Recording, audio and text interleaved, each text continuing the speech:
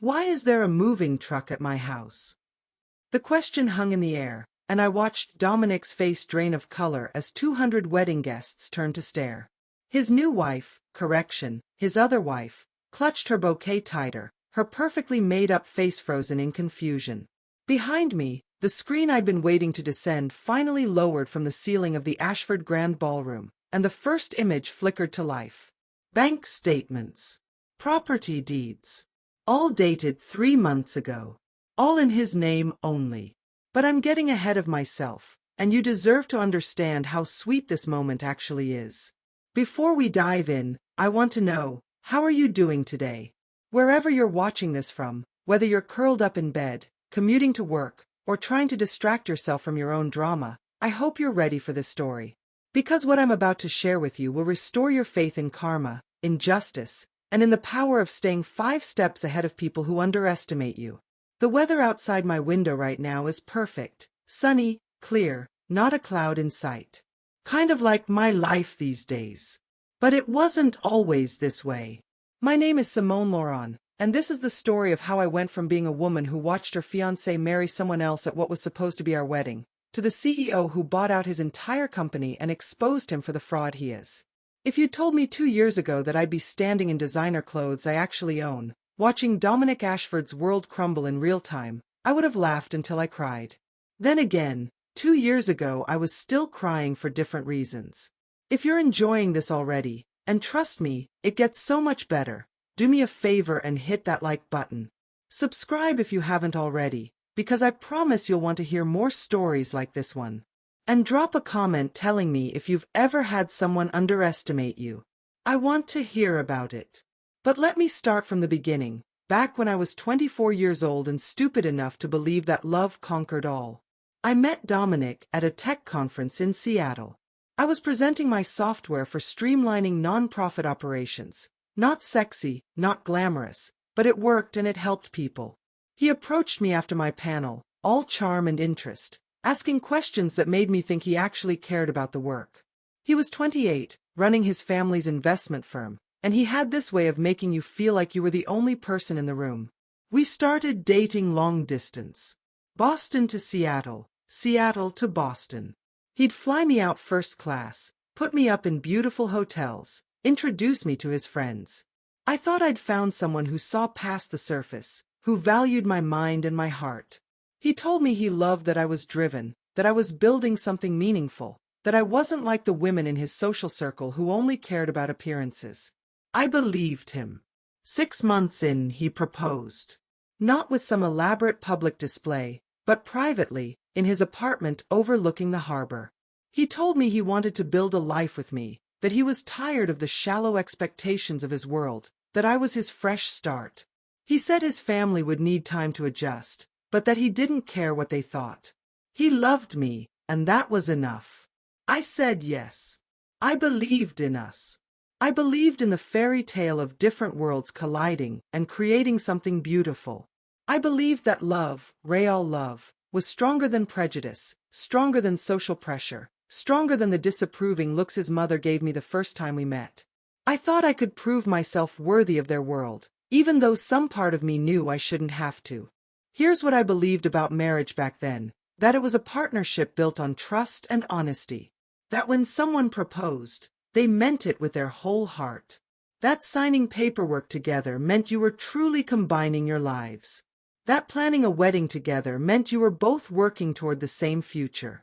I was so trusting, so giving, so convinced that my love could transform everything.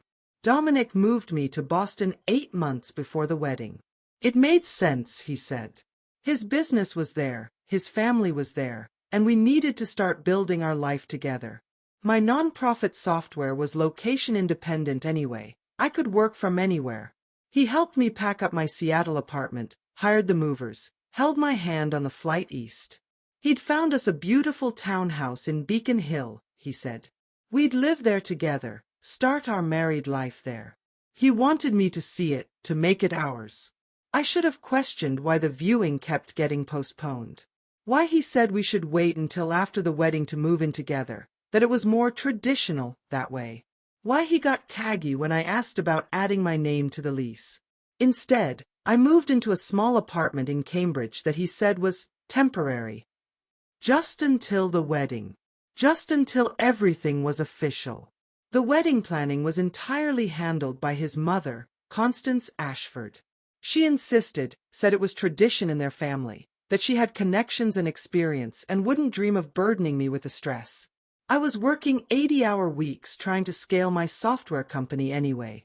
I had 3 major non-profit clients in implementation phases, and I was negotiating a contract with a national organization. Having someone else handle the flowers and catering seemed like a blessing. I should have paid more attention. I met her twice during the planning process. Didn't raise any red flags at the time. I was so busy, and Dominic assured me everything was perfect. He'd show me photos on his phone, the venue, the flowers, the cake. All of it looked beautiful. All of it looked like everything I'd dreamed of. You just focus on your work, babe, he'd tell me, kissing my forehead. My mom has this under control. I want you to be able to enjoy our day without having stressed yourself to death getting there. Red flag number 1, and I was completely blind to it. Red flag number 2 came 3 months before the wedding, when he started asking me about my software company. Not casual questions. Detailed questions. About my code, my client list, my revenue projections. He wanted to help, he said. Maybe invest, help me scale faster, use his business connections to open doors. He introduced me to his financial advisor, a sleek woman named Patricia, who asked me to share all my business documentation for potential investment purposes, to see if Dominic's firm could provide capital to accelerate growth. I handed over everything. Every file, every client contract, every piece of code I built. Because I trusted him. Because I thought we were partners. Because the man I loved said he wanted to help me succeed. We should probably put some protections in place, he said one evening about 6 weeks before the wedding. Business protections. Just legal stuff, boring but necessary. Patricia drew up some papers. I signed them.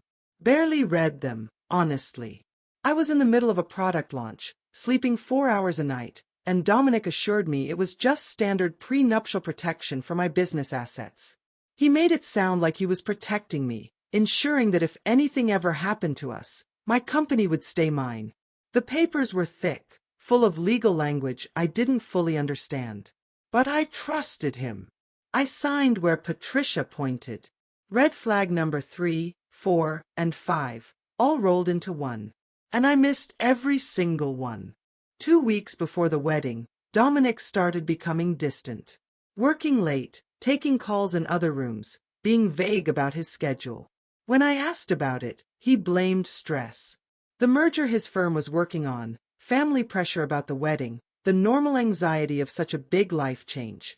I love you, he'd say, pulling me close. I can't wait to marry you. Just a couple more weeks and everything will be perfect. I believed him. God, I believed him. The final red flag came 1 week before the wedding.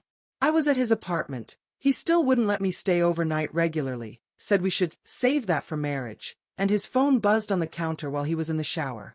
I wasn't trying to snoop. I really wasn't. But the message preview showed on the screen, and I saw it before I could look away. Everything is set for next Saturday.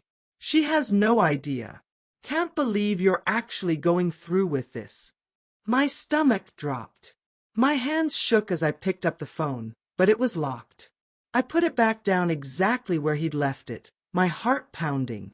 When he came out of the bathroom, I asked him about it. Tried to sound casual, not accusatory. Oh, that's probably about the surprise I have planned for you, he said, kissing my cheek. Don't worry about it, babe. Just bachelor party stuff. I wanted to believe him so badly that I pushed down the doubt. Told myself I was being paranoid. That wedding stress was making me see problems where there weren't any. The day before the wedding, I was supposed to have a final dress fitting and then meet Dominic for dinner. But he cancelled last minute. Emergency at work, he texted. So sorry. I'll make it up to you. Tomorrow we'll be married, and none of this stress will matter anymore. I went to the fitting alone. The dress was beautiful, ivory silk, simple and elegant. His mother had chosen it, had it made by some designer I'd never heard of. It fit perfectly, which I thought was lucky since I'd only been measured once, months ago. Looking at myself in that mirror, in that dress, I felt beautiful. I felt ready. I felt like despite all the small weird things, everything was going to work out. Because Dominic loved me. Because we were building a life together. Because tomorrow I was going to marry the man of my dreams. That night, I barely slept. Not from nerves exactly, but from excitement. From hope. From the belief that my life was about to transform into everything I'd ever wanted. I should have been terrified. But I was just stupidly, naively happy.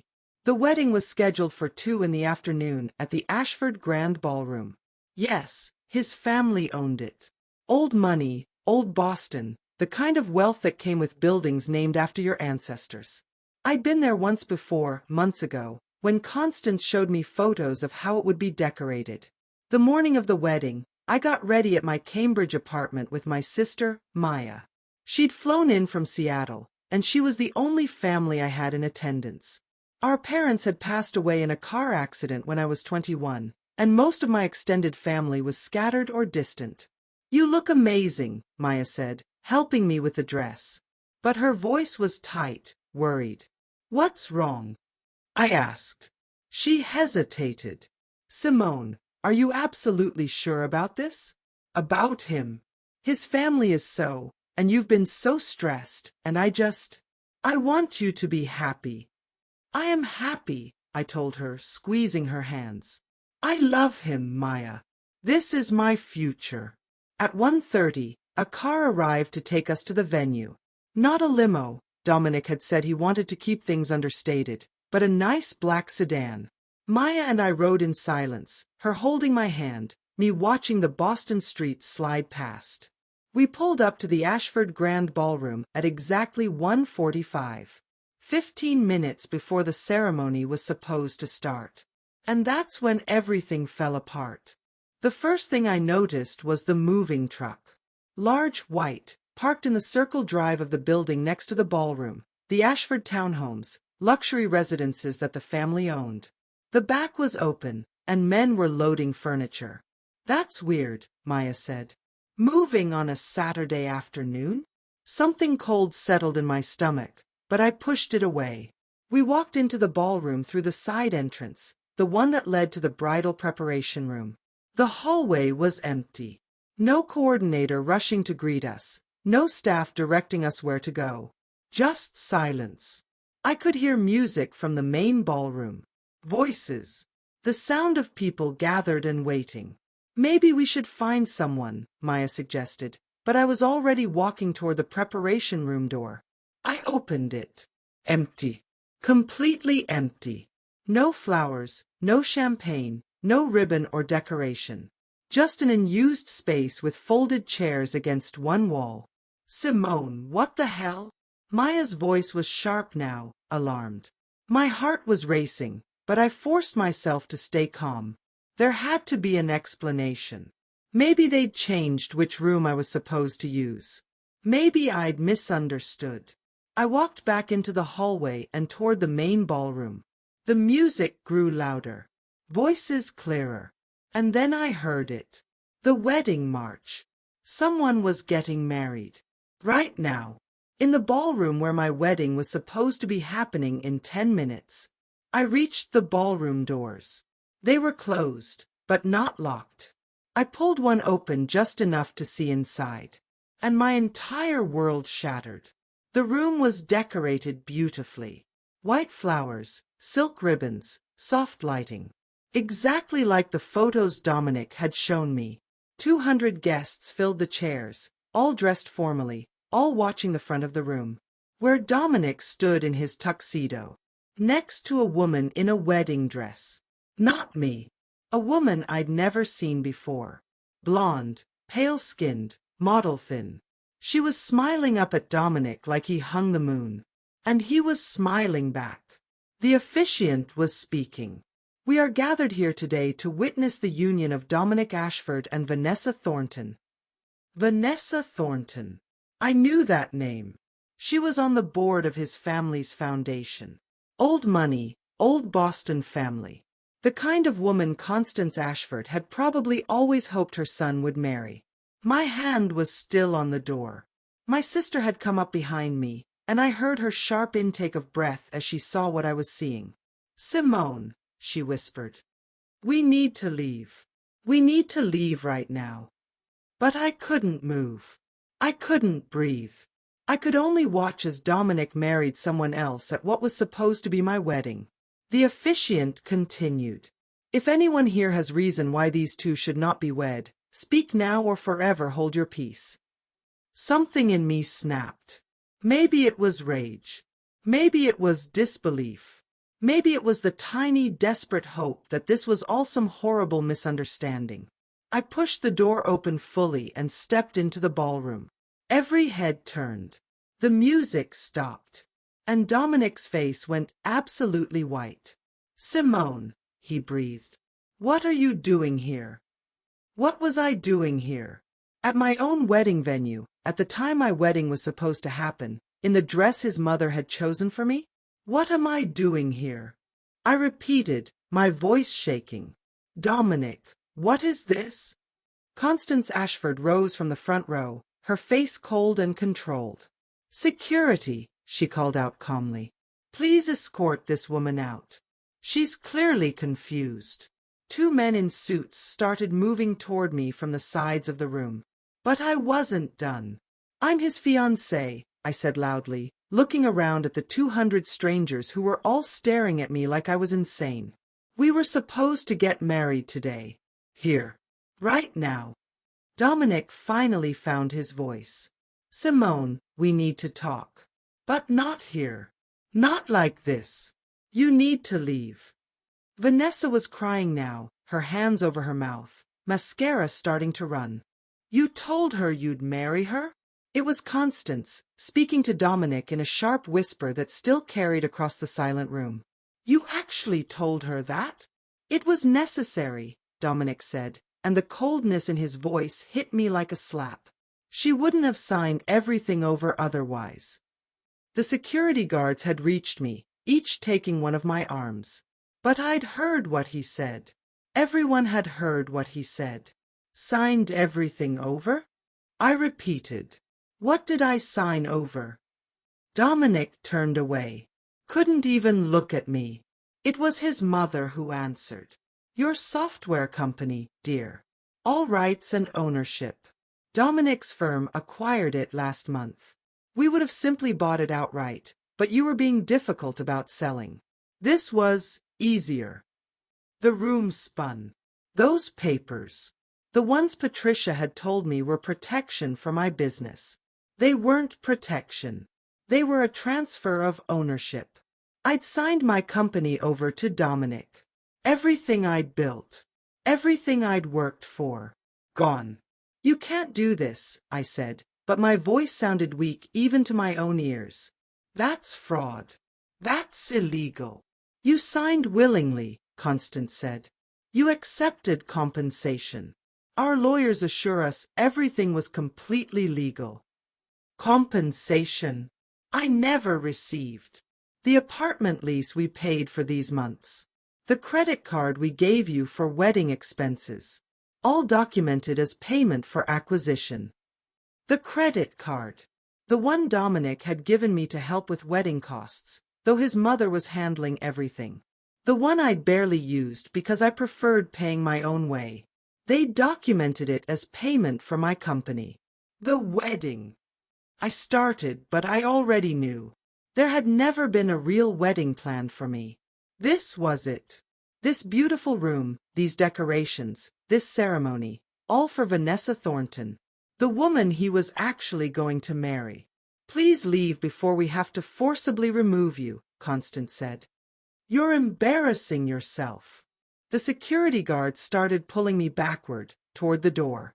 Maya was there, her arm around me, helping me walk even though my legs felt like they might collapse.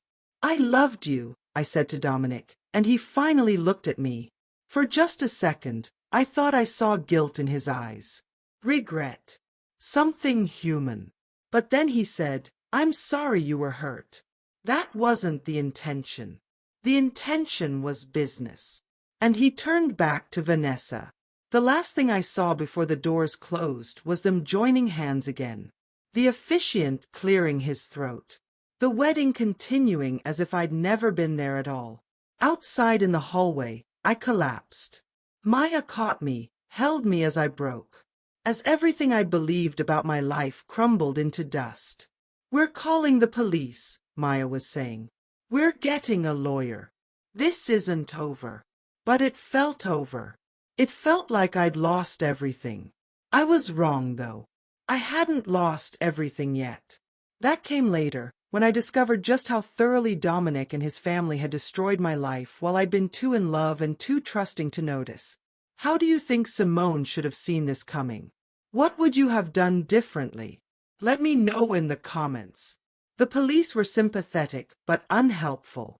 "You signed the documents willingly, ma'am," the officer at the precinct told me that evening. Maya and I had gone straight there after leaving the ballroom, me still in my wedding dress, makeup streaked down my face. "Without proof of coercion or fraud, this is a civil matter. You'll need to contact a lawyer." I tried 3 lawyers that weekend. The first 2 wouldn't take the case once they heard the Ashford name. The third, a tired-looking man in a cramped office in Somerville, was honest with me in a way I almost couldn't handle. "Miss Lauren, the Ashfords have been practicing law in Boston since before the Revolutionary War. They have resources, connections, and lawyers who specialize in making problems disappear. You signed documents that appear legitimate on their face. Unless you can prove you were deceived about what you were signing, which is nearly impossible when you had access to legal counsel." "I didn't have legal counsel," I interrupted. "I just signed what Dominic gave me." "Did anyone prevent you from seeking legal counsel?" "No, but..." "Then any judge will say you should have." "I'm sorry, Miss Lauren. I truly am. But fighting this will cost you hundreds of thousands in legal fees, take years, and you'll probably lose. The Ashfords will drag it out until you're bankrupt. That's what they do." Maya flew back to Seattle on Sunday. She had to. She had a job, a life. Before she left, she transferred $5,000 to my account, money she really couldn't spare. "Come home," she begged me at the airport. "Come back to Seattle. You have friends there, you can rebuild." "I can't," I said. "Not yet. I need to understand what happened. I need to know how I missed all of it." The truth was, I was still in shock. Still waiting to wake up from the nightmare. Still half convinced there'd been some terrible mistake and Dominic would call to explain, to fix everything. He never called. But on Monday morning, I got an email. From Patricia, the financial advisor. Professional, cold, detailing the terms of the acquisition of my software company. The email included attachments, the signed documents, bank records showing the deposits to cover my rent and the credit card payments, and a non-compete clause I hadn't realized I'd signed. I couldn't work in non-profit software development for 5 years. Couldn't start a competing company. Couldn't even consult in the field I'd built my entire career in. They'd taken everything and made sure I couldn't rebuild. I sat in my Cambridge apartment, the one they'd been paying for, which meant I probably had 30 days before eviction, and tried to piece together how I'd been so blind. Let me take you back further, so you understand who I was before Dominic. Before I became the woman stupid enough to sign away her entire future. I grew up in Seattle, raised by parents who worked 3 jobs between them to give Maya and me a better life. My dad was a janitor at a tech company. My mom cleaned houses. They were proud, hard-working people who believed education was the way out of poverty. I was good at math. Really good. Good enough for a full scholarship to University of Washington, where I studied computer science and business. I worked part-time all through college, graduated with a 3.9 GPA, and got recruited by Microsoft. I hated it. The corporate structure, the politics, the feeling that I was building products designed to extract maximum profit rather than help people. After 2 years, I quit. My parents were devastated, but I had a plan. Nonprofits were struggling with outdated software, spending money on expensive custom solutions, or making do with systems that barely worked. I could build something better, something affordable, something that actually served their missions. I started Lauron Solutions in my studio apartment when I was 23. Built the first version of the software in 6 months, living off savings and ramen. My first client was a homeless shelter that was still using paper files and Excel spreadsheets. My software helped them streamline intake, track resources, and coordinate with other services. Within 3 months, they'd increased their efficiency by 40%. Word spread. More nonprofits signed on. I hired 2 contractors to help with implementation. By the time I was 24, I had 15 clients, revenue of $200,000 annually, and a product that was actually making a difference. That's who I was. Someone who built things. Someone who solved problems. Someone who believed in working hard and helping people. I'd never had a serious relationship. A few dates here and there, but I'd been focused on building my company. When my parents died in that car accident 3 months before I met Dominic, I threw myself even harder into work. It was easier than grief. Maybe that's why I fell so hard for him. I was vulnerable, lonely, desperate for connection. And he seemed perfect. Now, sitting in that apartment, I forced myself to remember our relationship with clear eyes instead of love-blind ones. The first time I should have noticed something was wrong, our second date. He'd taken me to an expensive restaurant in Boston, flown me out for the weekend. We were talking about our families, and I mentioned my parents, the accident, how much I missed them. That must have been hard, he said, but his tone was off. Not sympathetic exactly. More calculating. Did they leave you anything? Life insurance, property. I'd found it odd at the time, but pushed it away. Just the house in Seattle. Maya and I sold it, split the money. I used mine to invest in the business. His eyes had lit up. Smart. How much did you invest? I told him. $82,000. Everything from my half of the house sale. 2 days later, he'd asked to see my business plan. The second time, when he asked me to move to Boston. He'd made it sound romantic, necessary, logical. But now I remembered the specific questions he'd asked. What happens to your clients if you're remote? Can you still service them? Do you have any business partners or co-founders who might object? Who else has access to your code base? He wasn't asking because he cared. He was asking because he was cataloging assets and liabilities, making sure when he took my company, he'd get everything. The third time, when he introduced me to Patricia, he'd framed it as helping me, but the questions she asked were all about ownership, intellectual property, and whether anyone else had claims to my work. I'd thought they were being thorough, helpful, looking out for my interests. They were planning a heist. And the wedding that never was. That was just the smoke screen. Keep me distracted with fake planning while they put all the pieces in place. Make sure I was isolated in a new city, away from my support system. Get me to sign everything right before the supposed wedding, when I'd be too busy and stressed to read carefully.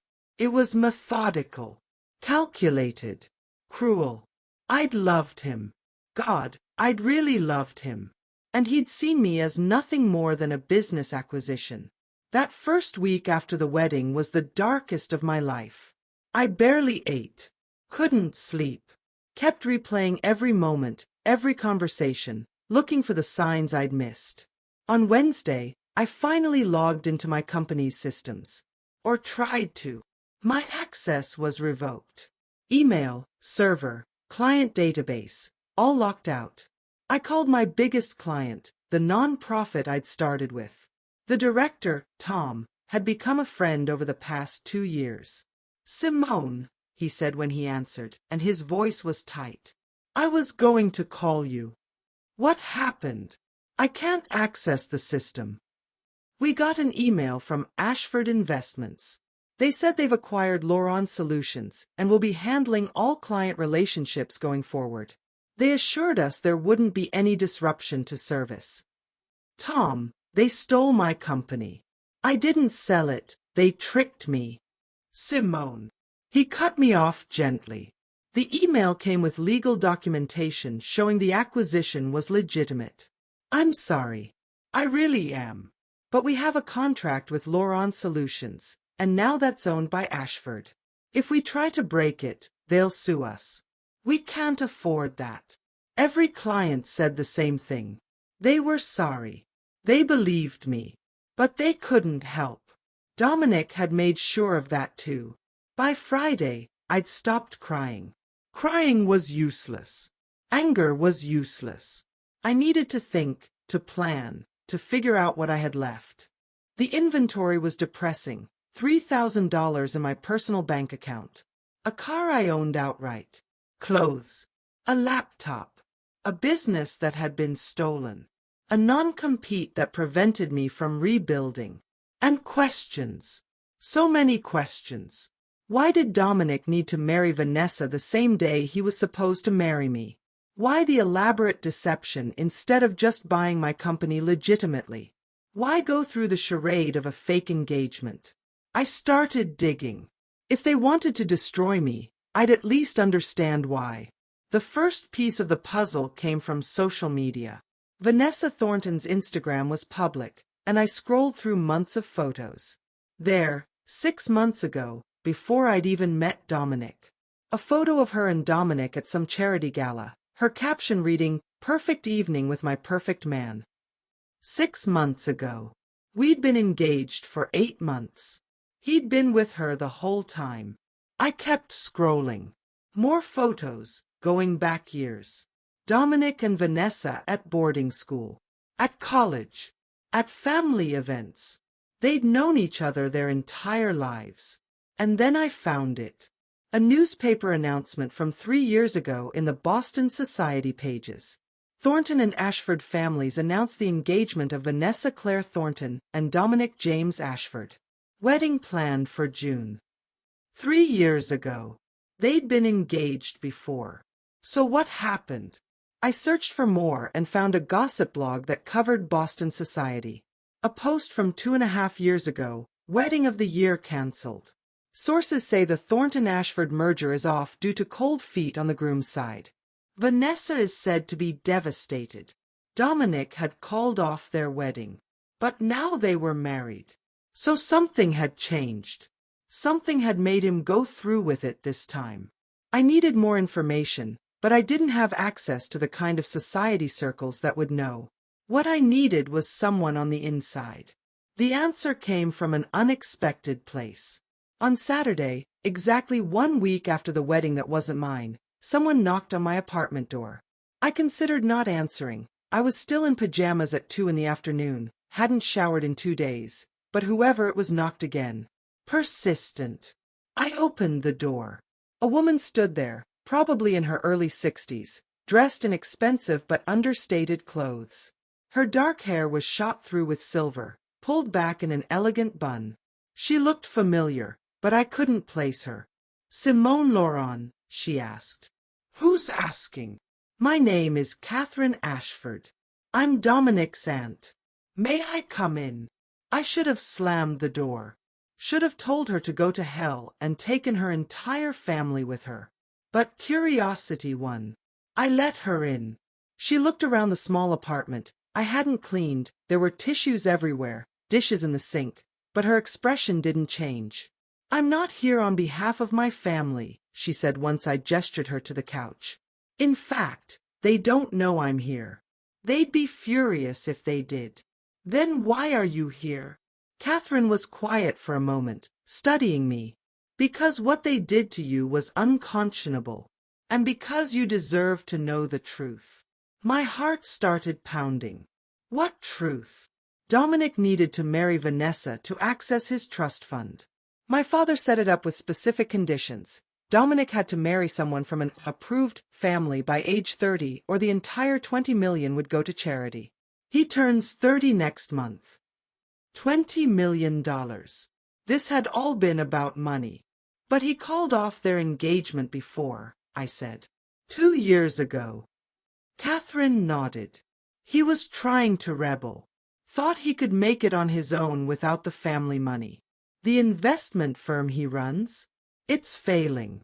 Has been for years.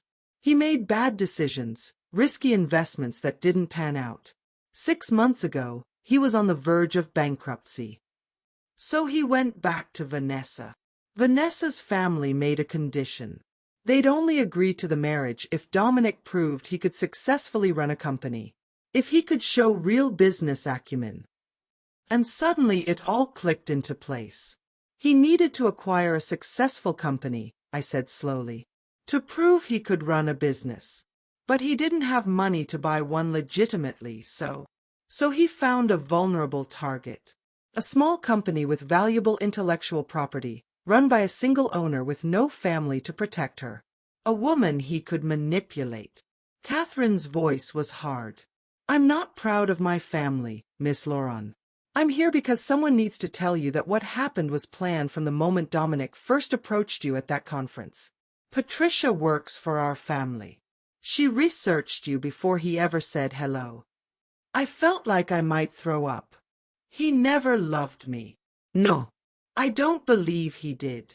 Why are you telling me this? Catherine stood, reaching into her purse. She pulled out a business card and set it on the coffee table. Because I've watched my family destroy people for 3 generations, and I'm tired of it. Because you're not the first person they've done this to. And because someone should have warned you, but no one did. She moved toward the door, then paused. That card is for a lawyer. A real one, not the incompetent fools you've already talked to. She's expensive, but she's ruthless, and she's beaten my family before. Tell her I sent you. She'll take the case. I don't have money for an expensive lawyer. She works on contingency for the right cases. This is the right case. Catherine opened the door.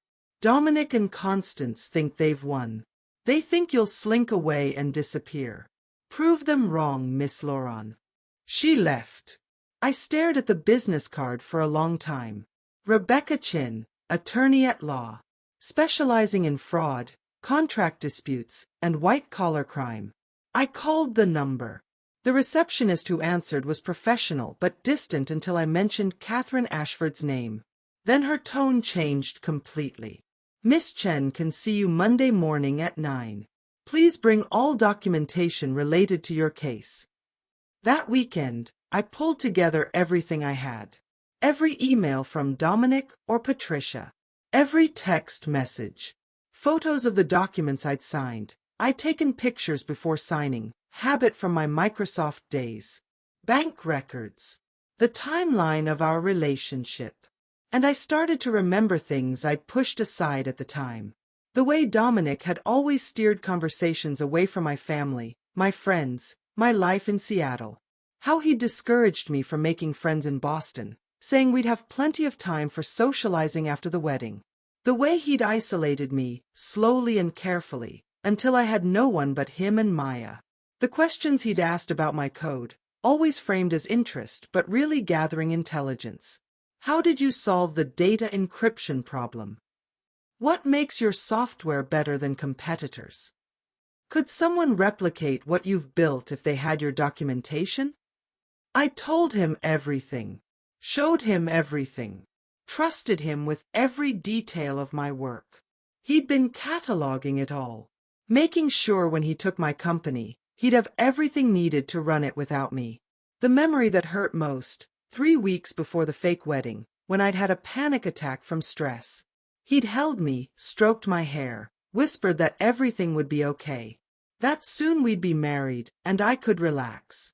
That he'd take care of everything. I'd felt so loved in that moment. He'd been counting down to the theft. Monday morning, I dressed in the most professional outfit I had. Black pants, white blouse, blazer. Rebecca Chen's office was in a high-rise in the financial district, all glass and steel and money. The woman herself was nothing like I expected. She was probably 40, with sharp eyes and an even sharper suit. She didn't waste time on pleasantries. "Show me everything," she said.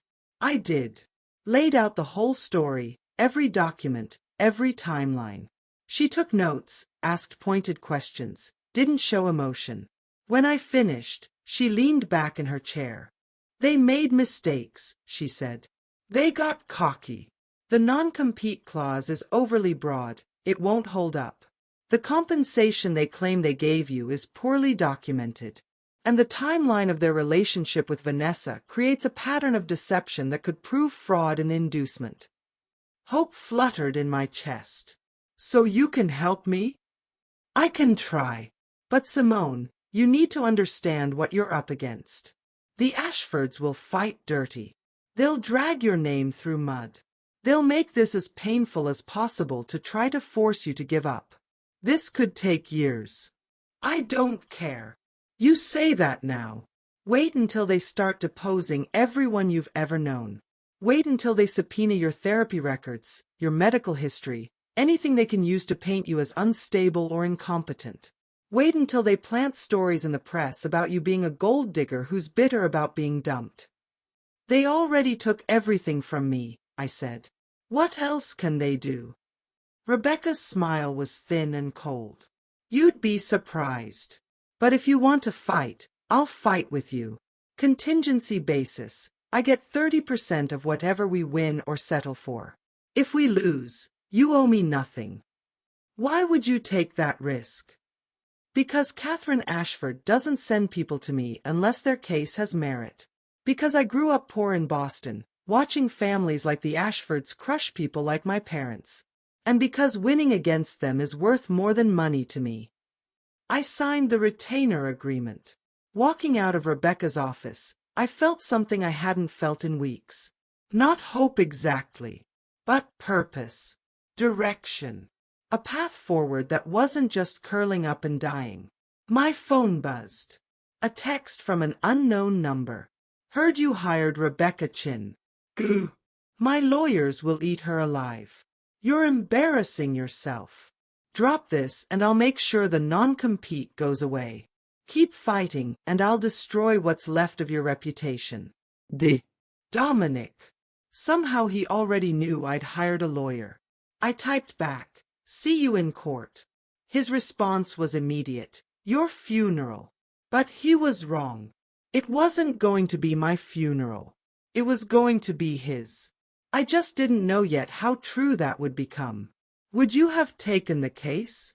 Or would you have walked away and started over somewhere else? Drop a comment and let me know." Rebecca Chin didn't waste time.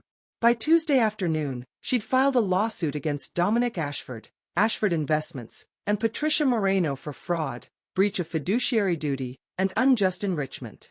She also filed an emergency motion to freeze the assets of Lauron Solutions pending the outcome of the case. The response was immediate and vicious. Wednesday morning, I woke up to my face on the internet. Jilted software developer sues Billionaire X in desperate cash grab, read the headline on Boston Business Journal. The article painted me as a failed entrepreneur who'd tried to trap a wealthy man into marriage and was now bitter about being exposed. It got worse. Sources close to the Ashford family say Miss Lauron misrepresented her company's value and financial status to secure investment from Dominic Ashford. When he discovered the deception and called off their relationship, she became vengeful. They'd flipped the entire narrative. Made me the liar, the fraud, the villain. My phone started ringing. Reporters, mostly, but also former colleagues from Microsoft, asking if the allegations were true. One of my old clients called to say they were terminating their contract with Lauron Solutions, now Ashford Tech Solutions, apparently, because they didn't want to be associated with the controversy. I called Rebecca in a panic. "Ignore it," she said calmly. "This is standard. They're trying to make you emotional, make you react publicly. Don't. We respond in court, nowhere else. They're destroying my reputation." "Your reputation was already destroyed when they stole your company. Now we're just fighting to get it back. Stay off social media. Don't talk to reporters. Let me handle this. But staying quiet while people called me a liar and a gold digger was the hardest thing I'd ever done. Thursday, the emergency motion hearing happened. I sat in the courtroom in my best outfit, watching Rebecca argue why Laurent Solutions' assets should be frozen pending trial. The Ashford lawyers were exactly what you'd expect. 3 men in suits that cost more than my car, armed with briefcases full of documentation and condescension. Their lead attorney, a silver-haired man named Richard Carver, argued that I'd sold my company willingly, received fair compensation, and was now experiencing seller's remorse combined with romantic disappointment. Miss Laurent is a sophisticated businesswoman with a degree from a prestigious university and years of experience in the tech industry, he told the judge. She understood exactly what she was signing. Her current claims of deception are simply an attempt to avoid a legitimate business transaction because her personal relationship with Mr. Ashford ended badly. Rebecca countered with the timeline. The fake wedding. The relationship with Vanessa that predated and overlapped with mine. The suspicious timing of the acquisition just weeks before what I believed was my wedding. This wasn't a business transaction, she argued. This was a con. Mr. Ashford deliberately cultivated a romantic relationship with Miss Laurent for the sole purpose of gaining her trust and acquiring her company under false pretenses. The evidence will show he was engaged to another woman the entire time, that the wedding Miss Laurent believed was hers was actually planned for his real fiancé, and that every aspect of their relationship was designed to facilitate this theft. The judge, a woman in her 50s named Patricia Huang, listened to both sides without expression. I'm denying the motion to freeze assets, she finally said, and my heart sank. However, I'm ordering an expedited discovery process. Both parties will have 90 days to complete discovery, and we'll have a summary judgment hearing after that. Mr. Carver, if your client's acquisition was as legitimate as you claim, you should have no problem proving it quickly. It wasn't the win I wanted, but Rebecca seemed satisfied. Expedited discovery is good for us, she explained outside the courtroom. The faster this moves, the less time they have to hide evidence or coordinate their stories. 90 days goes by fast. What happens now? Now we depose everyone involved. Dominic, Patricia, Vanessa, Constance, anyone who had knowledge of the acquisition or the relationship. We subpoena documents, emails, text messages, financial records. We build our case. And they do the same to me. Yes. They'll try to find anything they can use. Old boyfriends who'll say you're manipulative. Colleagues who'll say you were a bad businessperson. Tax records that show financial desperation. Be prepared. I nodded, but inside I was terrified. They were going to pick apart my entire life looking for ammunition. That night, alone in my apartment, I let myself cry. Not from sadness this time, but from exhaustion. From the weight of what I'd started. From the knowledge that the next 3 months would be brutal. But I'd made my choice. I wasn't backing down. Friday morning brought a new surprise. A knock on my door at 7 a.m. I opened it to find a man I didn't recognize. Mid-30s, dressed in jeans and a button-down shirt, holding a laptop bag. Simone Laurent, he asked. Who are you? My name is James Wu. I used to work for Ashford Investments. He glanced down the hallway nervously. Can I come in? I have information you need. Every instinct screamed this was a trap. But curiosity won again. I let him in. James sat at my small kitchen table and opened his laptop. I was Dominic's junior analyst until 2 weeks ago.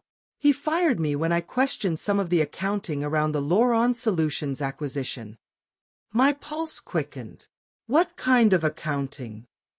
The compensation they claim they gave you? The rent payments? The credit card? They're falsified. Well, partially. They did pay your rent, but they're claiming they paid triple what they actually paid. Same with the credit card. You charged maybe $5,000 total, but they're reporting it as $50,000. They inflated the numbers to make the acquisition look legitimate. He turned the laptop so I could see. Spreadsheets, bank records, invoices, all showing discrepancies between what was actually paid and what was being reported. Why are you telling me this? James looked uncomfortable. Because what they did was wrong. I've watched Dominic run that firm into the ground with bad decisions and ego. He's not a good businessman. He's just a rich guy playing with daddy's money.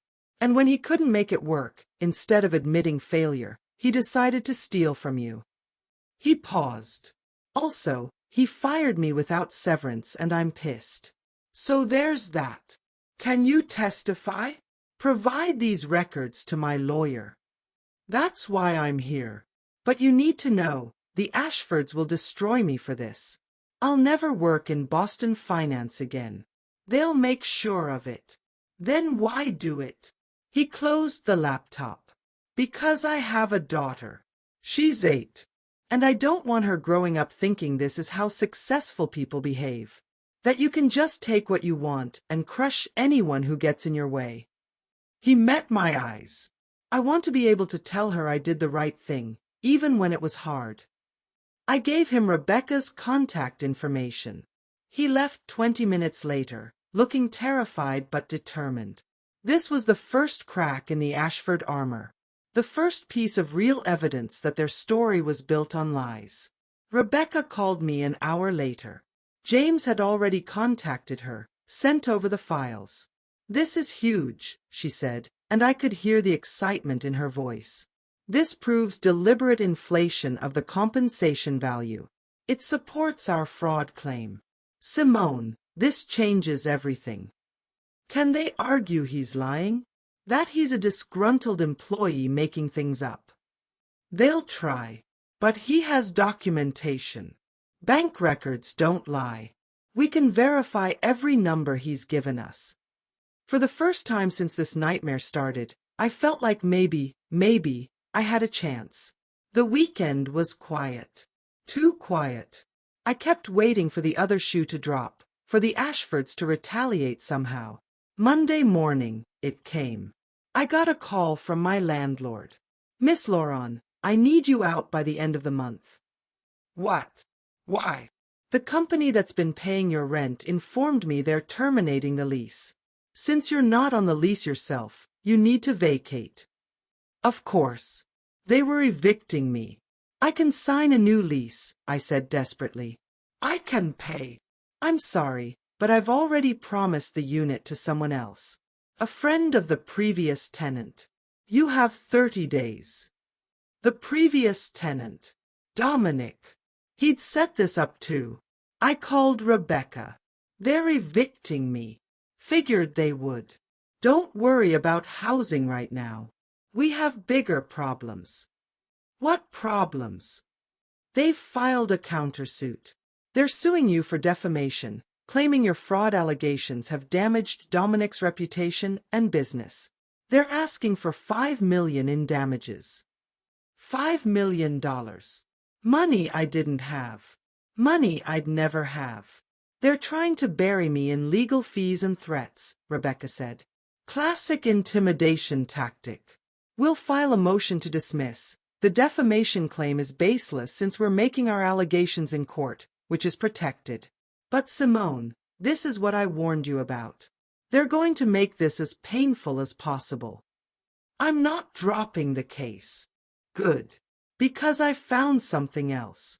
Vanessa Thornton filed for a marriage license with Dominic 6 months ago. But she also filed one 3 years ago, the first engagement. Both times, the applications list significant financial assets that would be combined in marriage. 3 years ago, Vanessa listed her trust fund at $8 million. This time, she listed it at $2 million. She lost money? Or spent it? I'm digging into why. But here's the interesting part. 6 months ago, right when they filed the new marriage license, Ashford Investments received a capital infusion of $6 million from an LLC registered to Vanessa's family. The pieces started clicking together. She was bailing him out. Looks like it. Her family gave him money to save his failing company, with the condition that he marry her.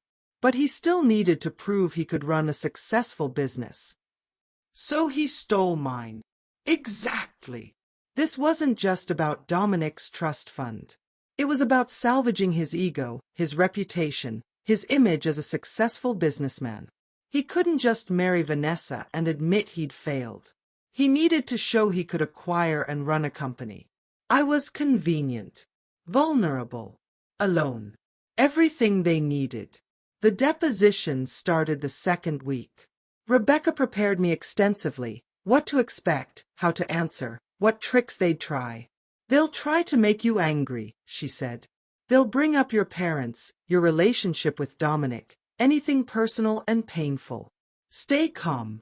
Answer only what's asked. Don't elaborate. Dominic's deposition was scheduled first. I wasn't allowed to attend. Rebecca went alone. She came back looking satisfied. He's a terrible liar, she reported. Got defensive, contradicted himself multiple times. At one point, Carver actually had to call a break to talk to him privately. We got him on record saying he never intended to marry you, which contradicts the documented evidence of wedding planning. What wedding planning? There was never any real planning for me. Exactly. But he sent you photos, texts about the venue, the flowers. He created the illusion of planning. Now he's stuck. Either he intended to marry you and the planning was real, which means the acquisition happened under false pretenses, or he never intended to marry you and deliberately deceived you, which also means fraud. Either way, he's caught. My deposition was the following week. 5 hours of Richard Carver asking invasive personal questions designed to paint me as incompetent, desperate, and manipulative. Isn't it true you had significant credit card debt before meeting Mr. Ashford? I had about $8,000 on a card from business expenses, yes. And you were struggling to make payments? No, I was paying it down systematically. But you were motivated to find a wealthy partner who could solve your financial problems. No, I was building a successful business that was solving my financial problems. A business that was failing, according to your tax returns. My business was growing. Revenue increased 40% year over year. But you were still operating at a loss. That's normal for a growth stage startup. I was reinvesting revenue into development and client acquisition. Back and forth, 4 hours. He twisted every answer, implied motivations I'd never had, painted a picture of a desperate woman who saw Dominic as a meal ticket. The worst part was when he brought up my parents. Your parents died 18 months before you met Mr. Ashford, correct? Yes. And you inherited approximately $160,000 from the sale of their home? My sister and I split the proceeds, yes. Which you immediately invested in your struggling business. In my growing business. A business that wasn't providing you with a stable income. Weren't you motivated to find security after losing your parents so tragically? Rebecca objected, but I'd already lost my composure. Tears were streaming down my face, and Carver looked satisfied. Wasn't Dominic Ashford that security? A wealthy man who could take care of you the way your parents had. My parents didn't take care of me, I said, my voice shaking. They worked themselves to death to give me opportunities. And I built something with those opportunities.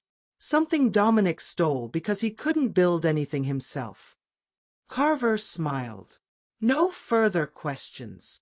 I'd lost my temper, given him exactly what he wanted, an emotional, defensive reaction that made me look unstable. Rebecca squeezed my hand as we left the deposition. You did fine. Better than fine. That bit at the end. That was perfect. You came across as human, hurt, genuine. Exactly what we need. But I felt defeated. Exhausted. Like maybe I wasn't strong enough for this fight after all. That night, I started looking at apartments I could afford. The pickings were grim, studio apartments in rough neighborhoods, or rooms in shared houses with strangers. My savings were dwindling. I had maybe 2 months before I was completely broke. The next morning, I got an email that changed everything. The subject line read, "Job opportunity." The sender was a name I didn't recognize. David Park, CEO of Catalyst Tech. Miss Lauren, I've been following your case with interest. Your software for nonprofit management is exactly the kind of innovation the tech industry needs. I'd like to discuss a potential position with my company. Would you be available for a call this week? I stared at the email, convinced it was fake. Some kind of Ashford trap. But I Googled David Park. He was real, founded Catalyst Tech 5 years ago, built it into a mid-sized company specializing in social impact technology. Well respected in the industry. No connection to the Ashfords that I could find. I called Rebecca. Is this real or am I being set up? She did her own research. Looks legitimate. Take the call. Worst case, it's nothing. Best case, you have options. The call happened Wednesday afternoon. David was in his early 40s, spoke with a slight Korean accent, and got straight to the point. I read about your software in a trade publication 2 years ago, he said. I was impressed then. When I heard what happened with Ashford, I was appalled. The tech industry has a problem with people stealing ideas and taking credit for others' work, especially from women and people of color. I want to help. Help how? I'd like to offer you a position as Director of Social Impact Technology at Catalyst. You'd lead a team developing software for nonprofits and social enterprises. Salary is $150,000, plus equity. You'd have full support and resources to build what you were building before, but better. I couldn't speak. Couldn't process what I was hearing. The non-compete clause the Ashfords put in your contract is overly broad, David continued. My lawyers reviewed it. You can't start a competing company, but you can work for one. And if they try to sue over it, we have the resources to fight them. Why would you do this? David was quiet for a moment. Because 10 years ago, someone stole my first company. A partner I trusted, who maneuvered me out and took everything. I didn't have the resources to fight. I had to start over from nothing. It took me 5 years to build Catalyst, and every day I remembered what it felt like to be betrayed and helpless. His voice hardened. You're fighting back. That takes courage. I want to support that. When would I start? Whenever you want. Tomorrow if you're ready. I started Monday. Walking into Catalyst Tech's offices felt surreal. Real workspace, real colleagues, real resources. A team that would report to me. A salary that meant I could afford rent, food, life. David introduced me to the team, 8 developers, all talented, all excited about the social impact mission. They'd been working on nonprofit software too, but from a different angle. Together, we could build something revolutionary. For the first time in 2 months, I felt like a professional again. Like someone with value beyond being a victim in a lawsuit. But the Ashfords weren't done with me yet. 2 weeks into my new job, I got a letter from their lawyers. They were amending their countersuit, now claiming I'd violated the non-compete by working at Catalyst. They were demanding I resign immediately and seeking an injunction to prevent me from working in the tech industry at all. Rebecca filed an opposition, arguing the non-compete was unenforceable and their demands were retaliatory harassment. The hearing was scheduled for 3 weeks out. In the meantime, I threw myself into work. My team and I started building a new non-profit management platform, incorporating everything I'd learned from Lauren Solutions but making it better, faster, more intuitive, more powerful. It felt like resurrection, like taking back my identity. But at night, alone in my new studio apartment in a neighborhood I didn't love, the fear crept in. Fear that the Ashfords would win. That they'd take this job from me too. That they'd destroy every opportunity until I had nothing left. The night before the non-compete hearing, I couldn't sleep. I kept running through worst-case scenarios. Losing my job. Losing the lawsuit. Ending up broken with nothing to show for all this fighting. My phone buzzed at 2 a.m. A text from an unknown number. You should have taken my offer to drop this quietly. Now I'm going to make sure you never work in tech again. You're going to wish you'd just disappeared. Dominic. Still threatening me. Still trying to intimidate me into surrender. I typed back, "Good luck with that." But my hands were shaking. The hearing the next morning was packed. Apparently word had spread in the Boston tech community about the case, and people wanted to watch. Richard Carver argued that I'd flagrantly violated the non-compete, that Catalyst Tech was directly competing with Ashford Tech Solutions, and that my employment there was causing irreparable harm to his client. Rebecca countered that the non-compete was an unconscionable restraint on my ability to earn a living, that it was overly broad and unenforceable under Massachusetts law, and that the Ashfords were using it as a weapon to punish me for daring to sue them. Judge Huang listened to both sides, then read the non-compete clause out loud. Miss Laurent is prohibited from working in non-profit software development, consulting in the non-profit sector, or engaging in any business activity that competes with Ashford Tech Solutions for a period of 5 years. She looked up. Mr. Carver, this clause would prevent Miss Laurent from working in the field she trained for and built her career in. It would effectively bar her from her chosen profession. That's the nature of non-compete agreements, Your Honor. Miss Laurent accepted these terms when she sold her company. She didn't sell her company, Rebecca interjected. She signed documents she was told were protection for her business assets, under duress and false pretenses. That's the entire basis of our lawsuit. That's her allegation, Carver said.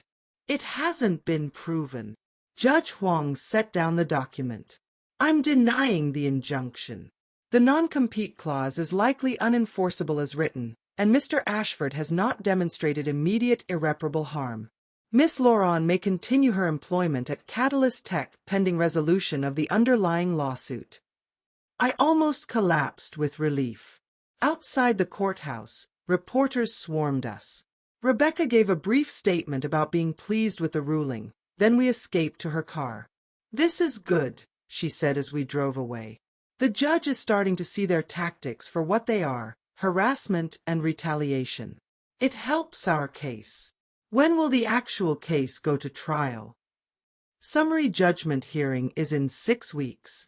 If we can get enough evidence by then to prove fraud, the judge might rule without going to trial. If not, we'll have a trial date set for probably 6 months out. 6 more weeks of discovery. 6 more weeks of the Ashfords trying to destroy me. But I had a job now. A purpose. A team. Resources. I wasn't helpless anymore. That thought sustained me through the next 6 weeks of hell. More depositions. Patricia, who was cold and calculated and admitted nothing. Constance Ashford, who looked at me like I was dirt she'd scraped off her shoe. Vanessa, who cried through her entire deposition and kept saying she didn't know anything about Dominic's business dealings. More media attacks. Articles questioning my competence, my motives, my character. Former Microsoft colleagues who barely knew me giving quotes about how I'd been difficult to work with and overly ambitious.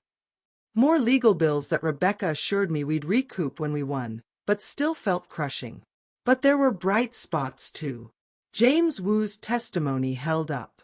The forensic accountants Rebecca hired confirmed the compensation inflation. We found emails between Dominic and Patricia discussing the Laurent acquisition timeline that mentioned keeping me distracted and compliant.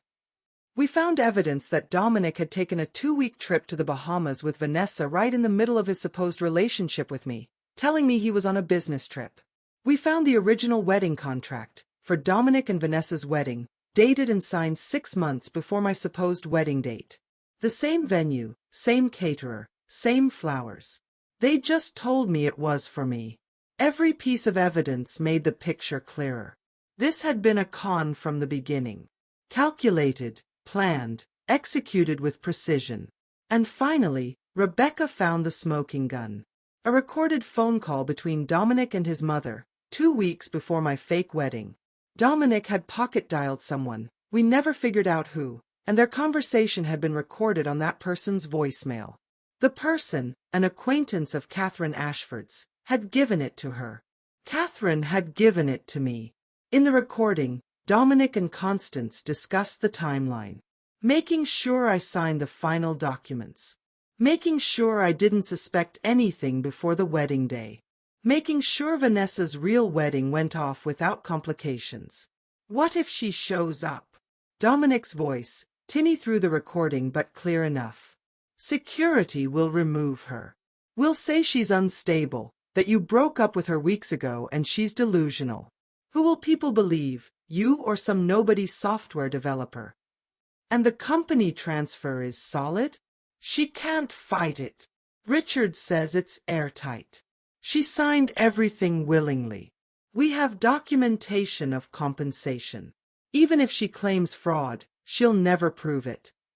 Good. I just want this over with. Vanessa's family is breathing down my neck about the wedding, and I need access to that trust fund. One more week, darling. Then you'll have everything you need, and that girl will be out of our lives forever. The recording was damning. Undeniable. Proof of intent to defraud. Rebecca played it for me in her office, and I cried. Not from sadness this time, but from vindication. From the knowledge that I'd been right. That I hadn't imagined it, or exaggerated it, or misunderstood. They deliberately destroyed me. And now I had proof. This wins the case, Rebecca said. No question. They can't explain this away. I'm filing it with our summary judgment motion today. The Ashfords' response to the recording was to claim it was illegally obtained and inadmissible. Judge Huang disagreed. The recording was made inadvertently by a third party and voluntarily turned over. It's admissible. The summary judgment hearing was scheduled for the following Monday. I barely slept the weekend before. This was it. The moment everything would be decided. Monday morning, I dressed in my best suit, new, bought with my Catalyst salary. I walked into that courthouse with my head high. The hearing took all day. Rebecca presented our evidence, the inflated compensation, the recorded phone call, the timeline of Dominic's relationship with Vanessa, the emails discussing keeping me compliant. Carver tried to argue that the recording was taken out of context, that the compensation discrepancies were accounting errors, that Dominic's relationship with Vanessa didn't prove anything about his intentions with me. But even he seemed to know he was losing. Judge Huang took a 1-hour recess to review everything, then returned with her ruling. I find that the plaintiff has presented clear and convincing evidence of fraud in the inducement, she said. The defendants deliberately misrepresented their intentions in order to secure transfer of the plaintiff's company. The transfer is therefore void. Lauron Solutions is to be returned to Miss Lawrence ownership immediately. The defendants are also liable for damages, to be determined at a later hearing. I burst into tears. Rebecca hugged me. Across the courtroom, Dominic looked like he'd been punched. We'd won. But as I would learn in the coming weeks, winning the legal battle was just the beginning. The real war was about to start. Have you ever had a moment where you finally proved you were right after everyone doubted you? Tell me about it in the comments. The champagne Rebecca opened in her office after the ruling tasted like victory. Sweet, bubbly, perfect. We toasted to justice, to perseverance, to the look on Dominic's face when the judge made her ruling. I should have been celebrating. I was celebrating. But underneath the joy, there was a gnawing anxiety I couldn't shake. They'll appeal, I said, setting down my glass. Rebecca nodded. Of course they will. They have 30 days to file. But Simone, we won. The company is yours again. Even if they appeal, you have control of Lauron Solutions right now. What about damages?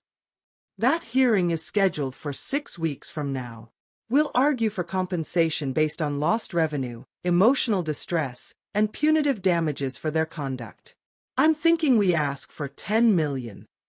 $10 million. From people who'd made it clear they'd rather destroy me than pay me a dime. Will we actually get it? Some of it. Maybe not all 10 million, but enough to make them hurt. Enough to make this worth it. I wanted to believe her. But I'd learned not to underestimate the Ashfords' capacity for cruelty. The next morning, I got a call from a number I didn't recognize. I almost didn't answer, but something made me pick up. Miss Laurent? This is Craig Henderson from Tech Industry Magazine. I'm doing a story on your case and wanted to get your comment. I'm not giving interviews right now. I understand, but I think you'll want to respond to the allegations Dominic Ashford made in his statement this morning. My stomach dropped. What statement? He claims you seduced him specifically to gain access to his business connections and investment resources. That you falsely represented your company's value and manipulated him into a relationship. He says the court was deceived by your lawyer's emotional tactics and that the truth will come out on appeal. I hung up. Then I made the mistake of checking social media. Dominic had posted a statement on LinkedIn, professional and measured and absolutely poisonous. He painted himself as the victim of a manipulative woman who'd used his feelings to commit business fraud. He claimed the judge's ruling was based on incomplete information, and that he looked forward to the appeals process revealing the full truth. The comments were split. Half supported me, calling him out for victim blaming. Half believed him, calling me a gold digger and worse. But what really hurt were the shares. Hundreds of them. Thousands. My name and face spreading across the internet, attached to Dominic's version of events.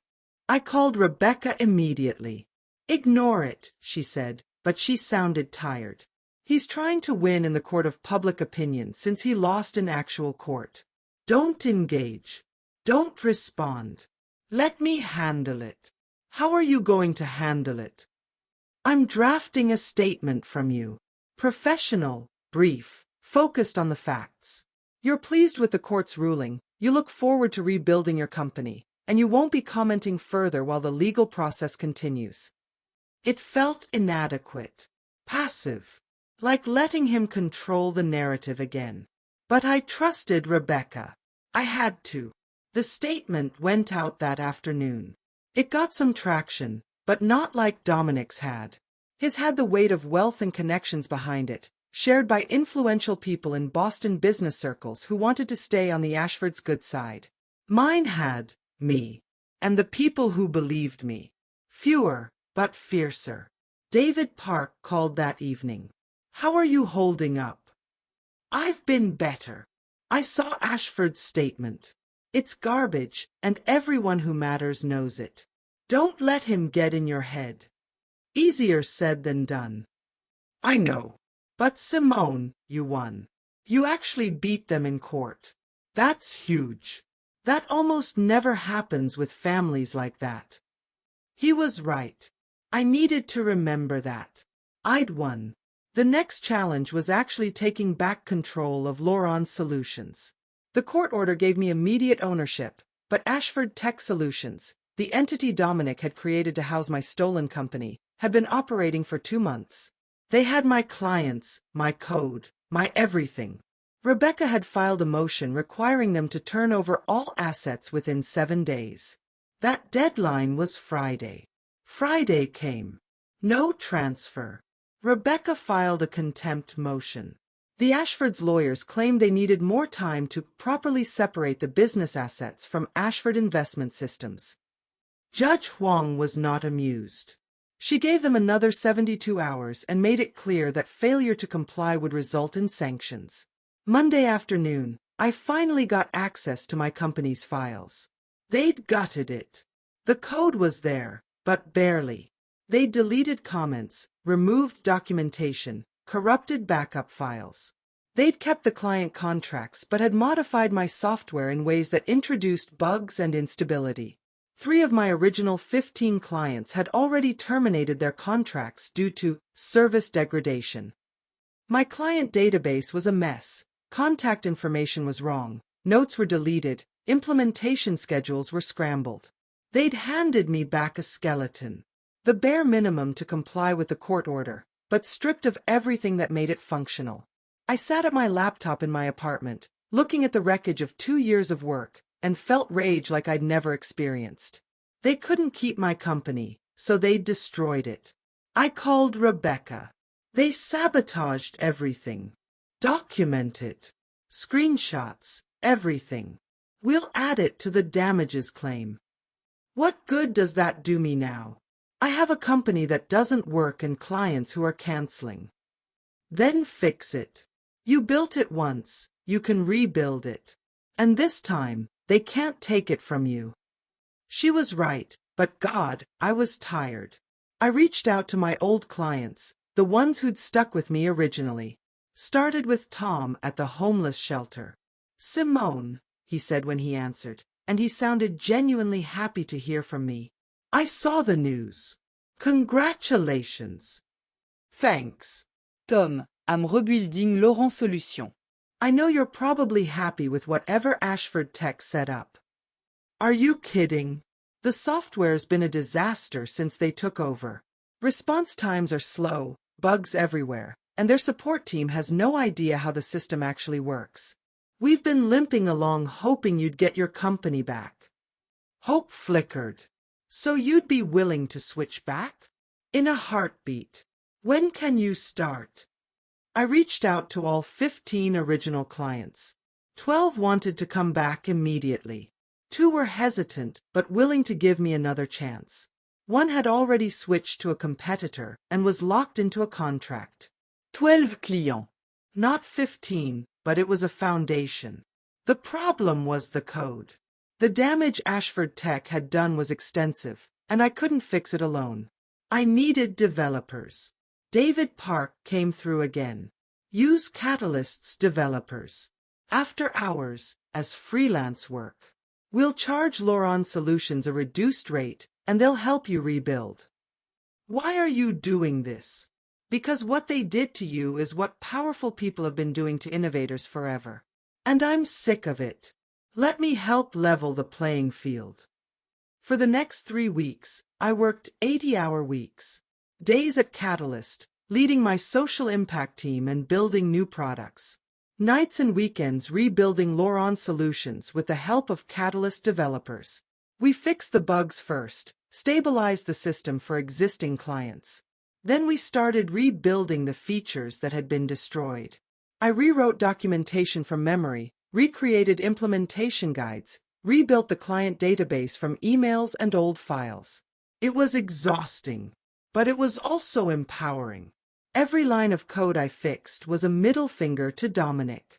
Every client I brought back was proof that what I'd built had value beyond what he could destroy.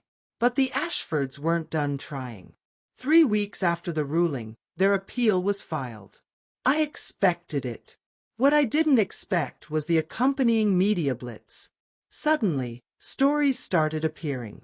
Anonymous sources, claiming I'd had affairs with multiple clients to secure contracts.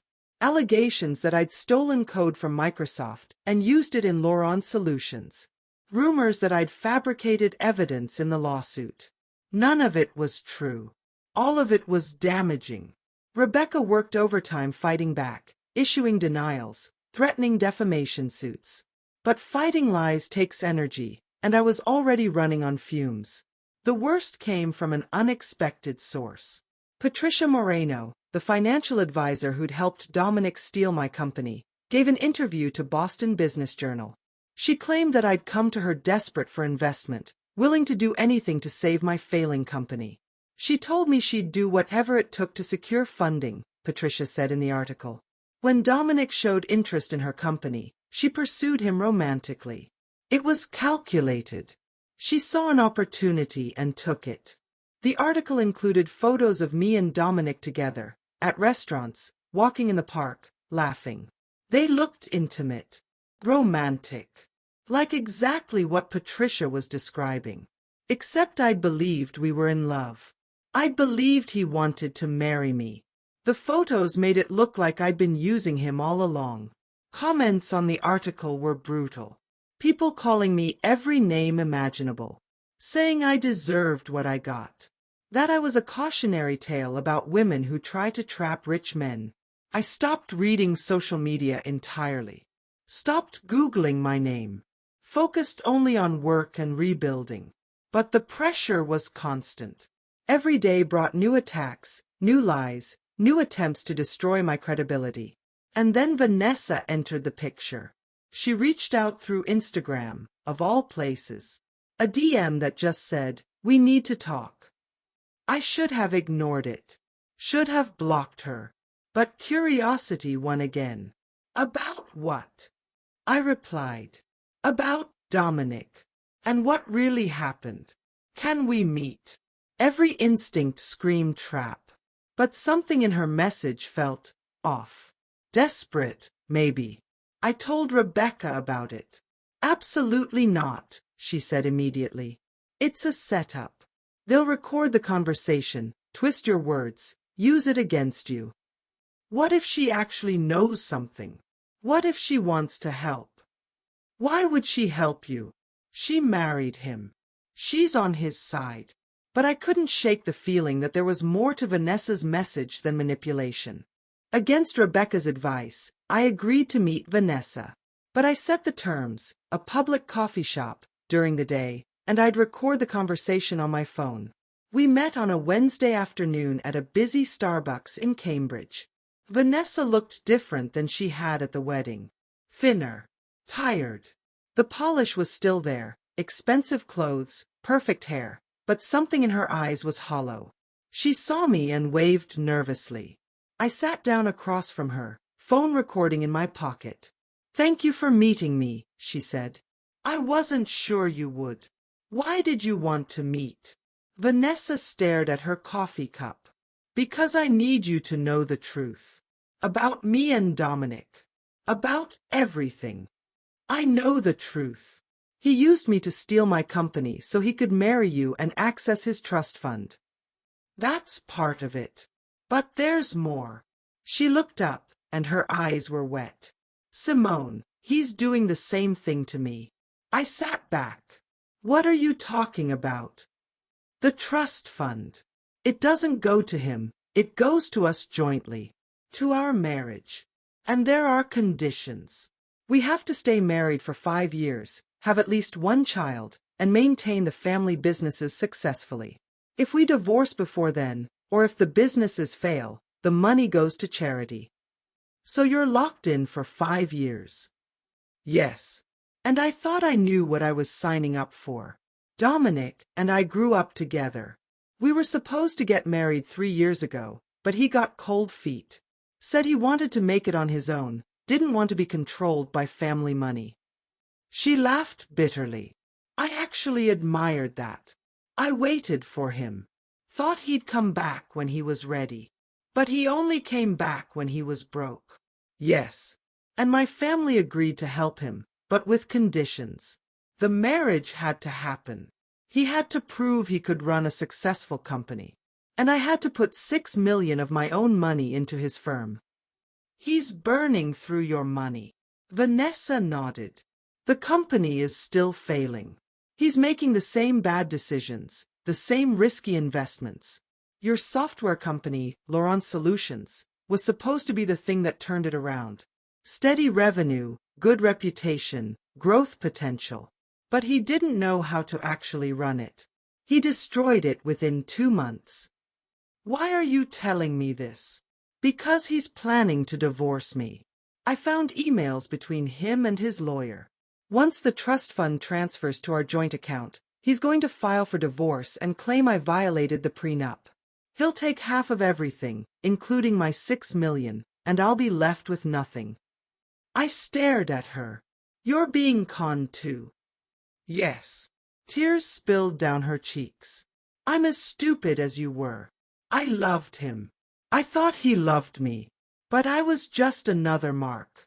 Another source of money to bail out his failures. Why should I believe you?" Vanessa pulled out her phone and showed me screenshots.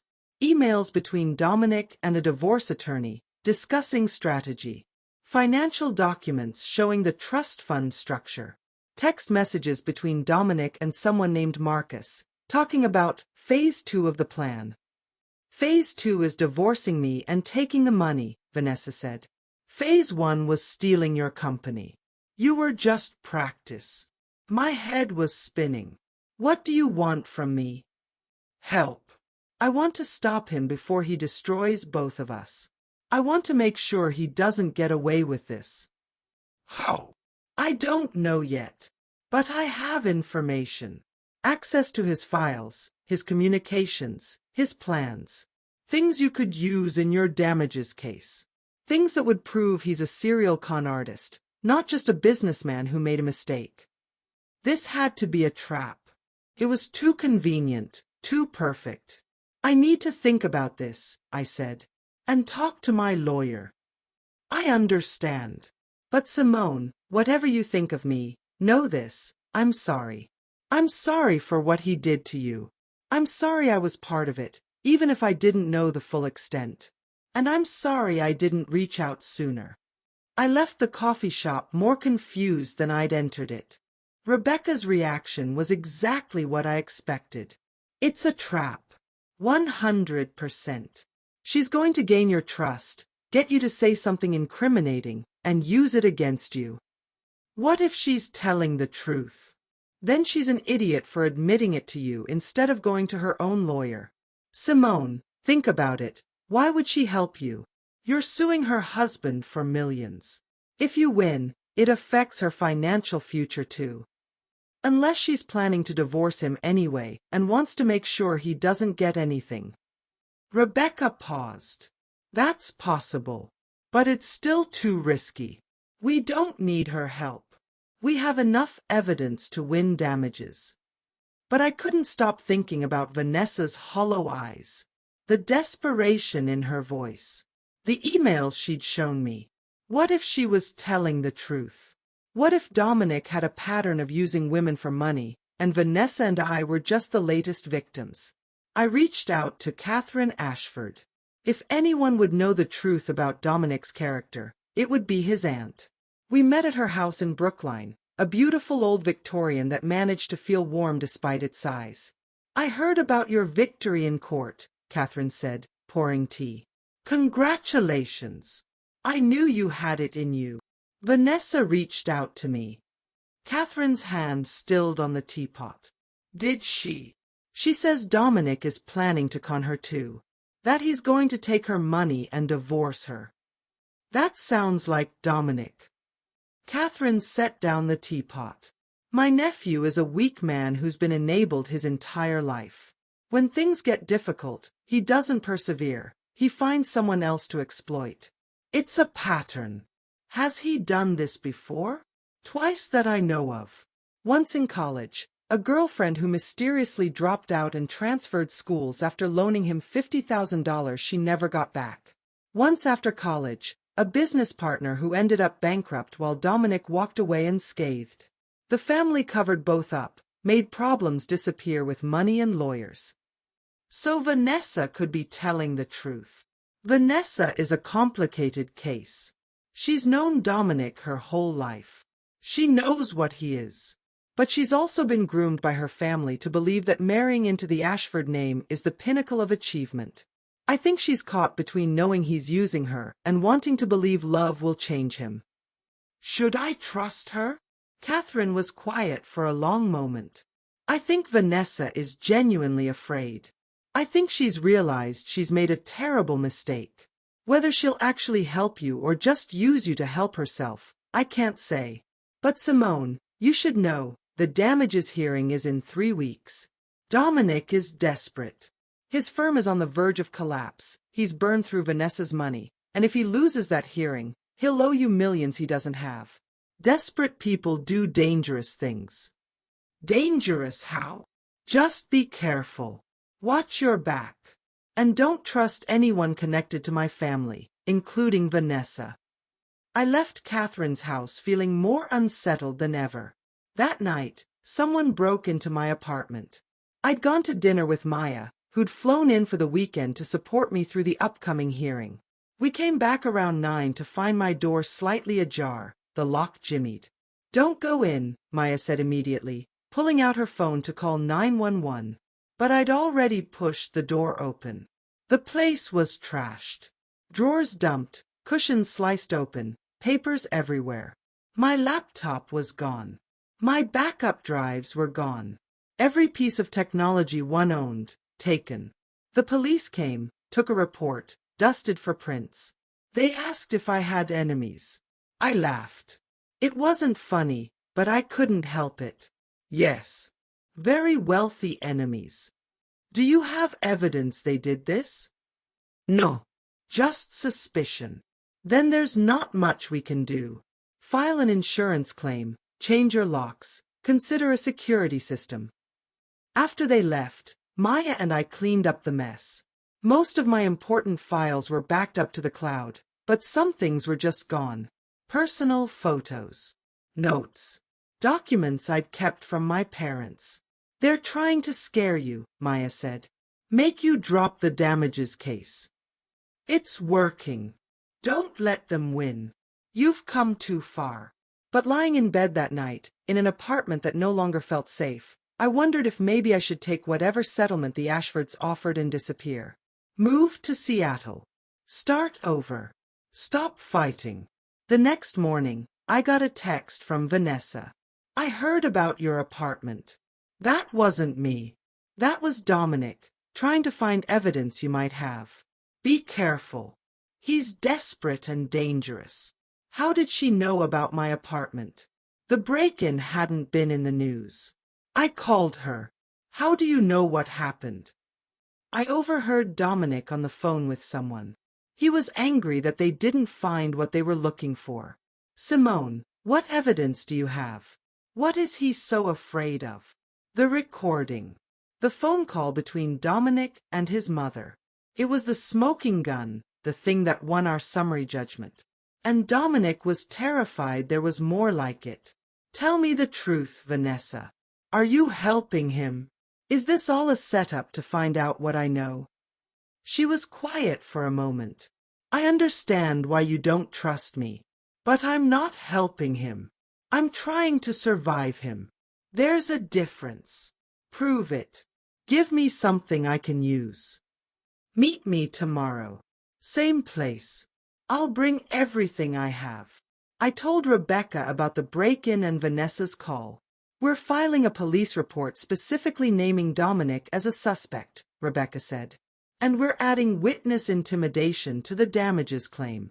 But Simone, you need to be smart about this. No more meeting with Vanessa alone. No more taking risks. She says she has information. Then she can give it to me, through proper legal channels.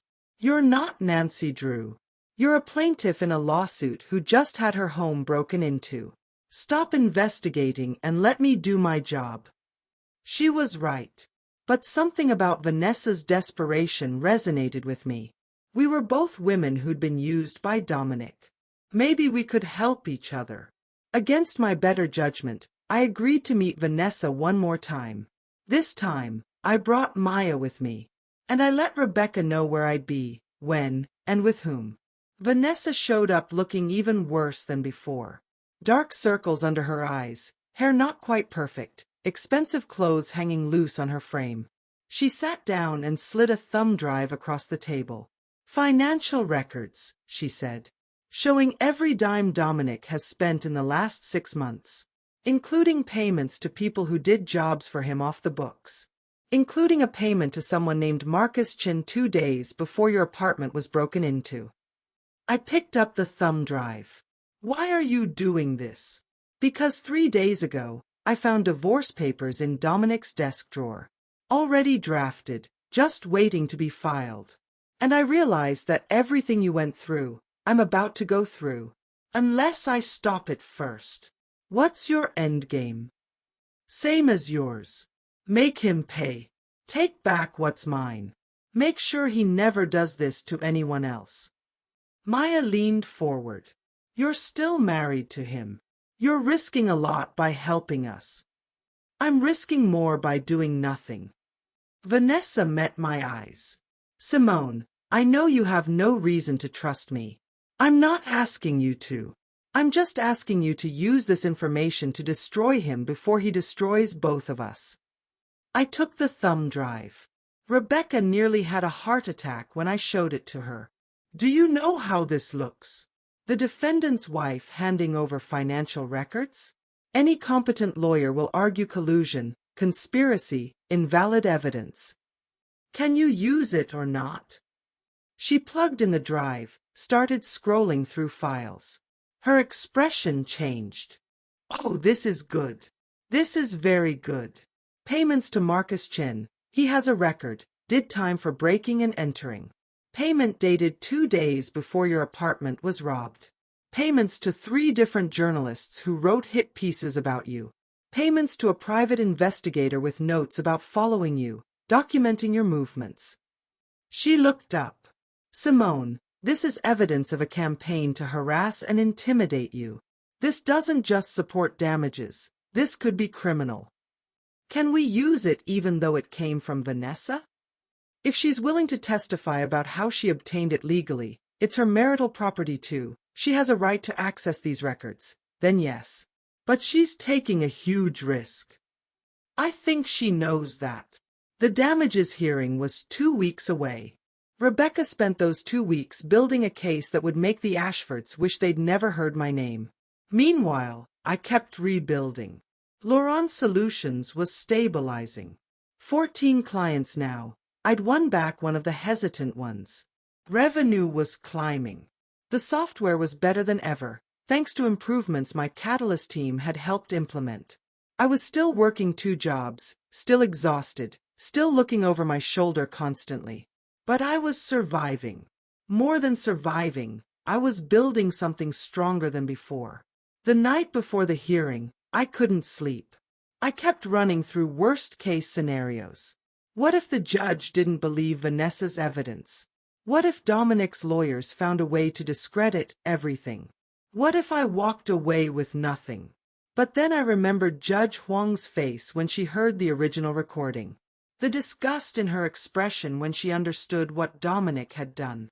I had to trust that justice would prevail. Had to believe that doing the right thing, fighting the good fight, would matter. Because if it didn't, then everything I'd been through was for nothing. Have you ever had to decide whether to trust someone who'd been part of hurting you? How did you know if they were genuine or setting you up? Drop your thoughts below. The damages hearing started at 9 a.m. on a Thursday morning in late November. The courtroom was packed again, reporters, legal observers, people from the Boston tech community who'd been following the case. Some were there to support me. Others were just there for the spectacle. I sat at the plaintiff's table in a navy suit I'd bought specifically for this occasion. Professional, serious, someone who deserved to be taken seriously. Maya sat behind me in the gallery, along with David Park and 3 members of my Catalyst team who'd asked to come show support. Across the aisle, Dominic sat with his legal team. He didn't look at me. Hadn't looked at me once since we'd entered the room. Vanessa wasn't there. She'd told me she couldn't be. Dominic would know immediately that she'd been helping me. But she'd signed an affidavit about the financial records, given a deposition to Rebecca's team, and promised to testify if needed. Judge Huang entered, and we all stood. This is a hearing to determine damages in the case of Laurent versus Ashford, she began. Miss Chen, you may present your case. Rebecca stood, and for the next 2 hours, she methodically destroyed Dominic's life. She presented evidence of lost revenue, the clients I'd lost, the business opportunities that had been stolen, the money Laurent Solutions would have made if I'd retained control. Conservative estimate, $1.2 million. She presented evidence of emotional distress, medical records from the therapist I'd started seeing after the fake wedding, documentation of anxiety and depression, testimony from Maya about my mental state in the weeks after. She argued for another $1 million in compensatory damages. Then she got to the good part. Your Honor, the evidence will show that Mr. Ashford's actions went far beyond a business dispute. This was a calculated campaign of fraud, manipulation, and subsequent harassment designed to not only steal Miss Lawrence's company but to destroy her completely when she dared to fight back. Rebecca pulled up the financial records on the courtroom screen. Payments to Marcus Chin. Payments to journalists. Payments to the private investigator. 2 days before Miss Lawrence's apartment was broken into and all her electronic devices stolen, Mr. Ashford paid Marcus Chin, a man with a criminal record for breaking and entering, $5,000. The notation on the payment says, Retrieval Services. Carver jumped up. Objection. This evidence was obtained improperly by Mr. Ashford's wife, who had no authority to access these records. Mrs. Ashford had every authority, Rebecca countered. These are marital assets, joint accounts. She has as much right to access these records as her husband does. Judge Huang reviewed the affidavit Vanessa had provided. I'm allowing the evidence. Continue, Miss Chen. Rebecca moved to the payments to journalists. Mr. Ashford paid 3 different reporters a total of $15,000 in the weeks following Miss Lawrence's lawsuit. These same reporters subsequently published articles attacking Miss Lawrence's character, competence, and credibility. The payment notations describe them as media management and reputation protection. On screen, screenshots of the articles appeared next to the payment records. The timing was damning: payment, then article, payment, then article. A clear pattern. Finally, Mr. Ashford hired a private investigator to follow Miss Lawrence, document her movements, and report on her activities. The investigator's notes, which we've subpoenaed, show that he followed Miss Lawrence for 6 weeks, photographing her at work, at home, and in her private life. One notation from Mr. Ashford to the investigator says, "Find anything we can use to discredit her. Whatever it takes." Rebecca paused, letting that sink in.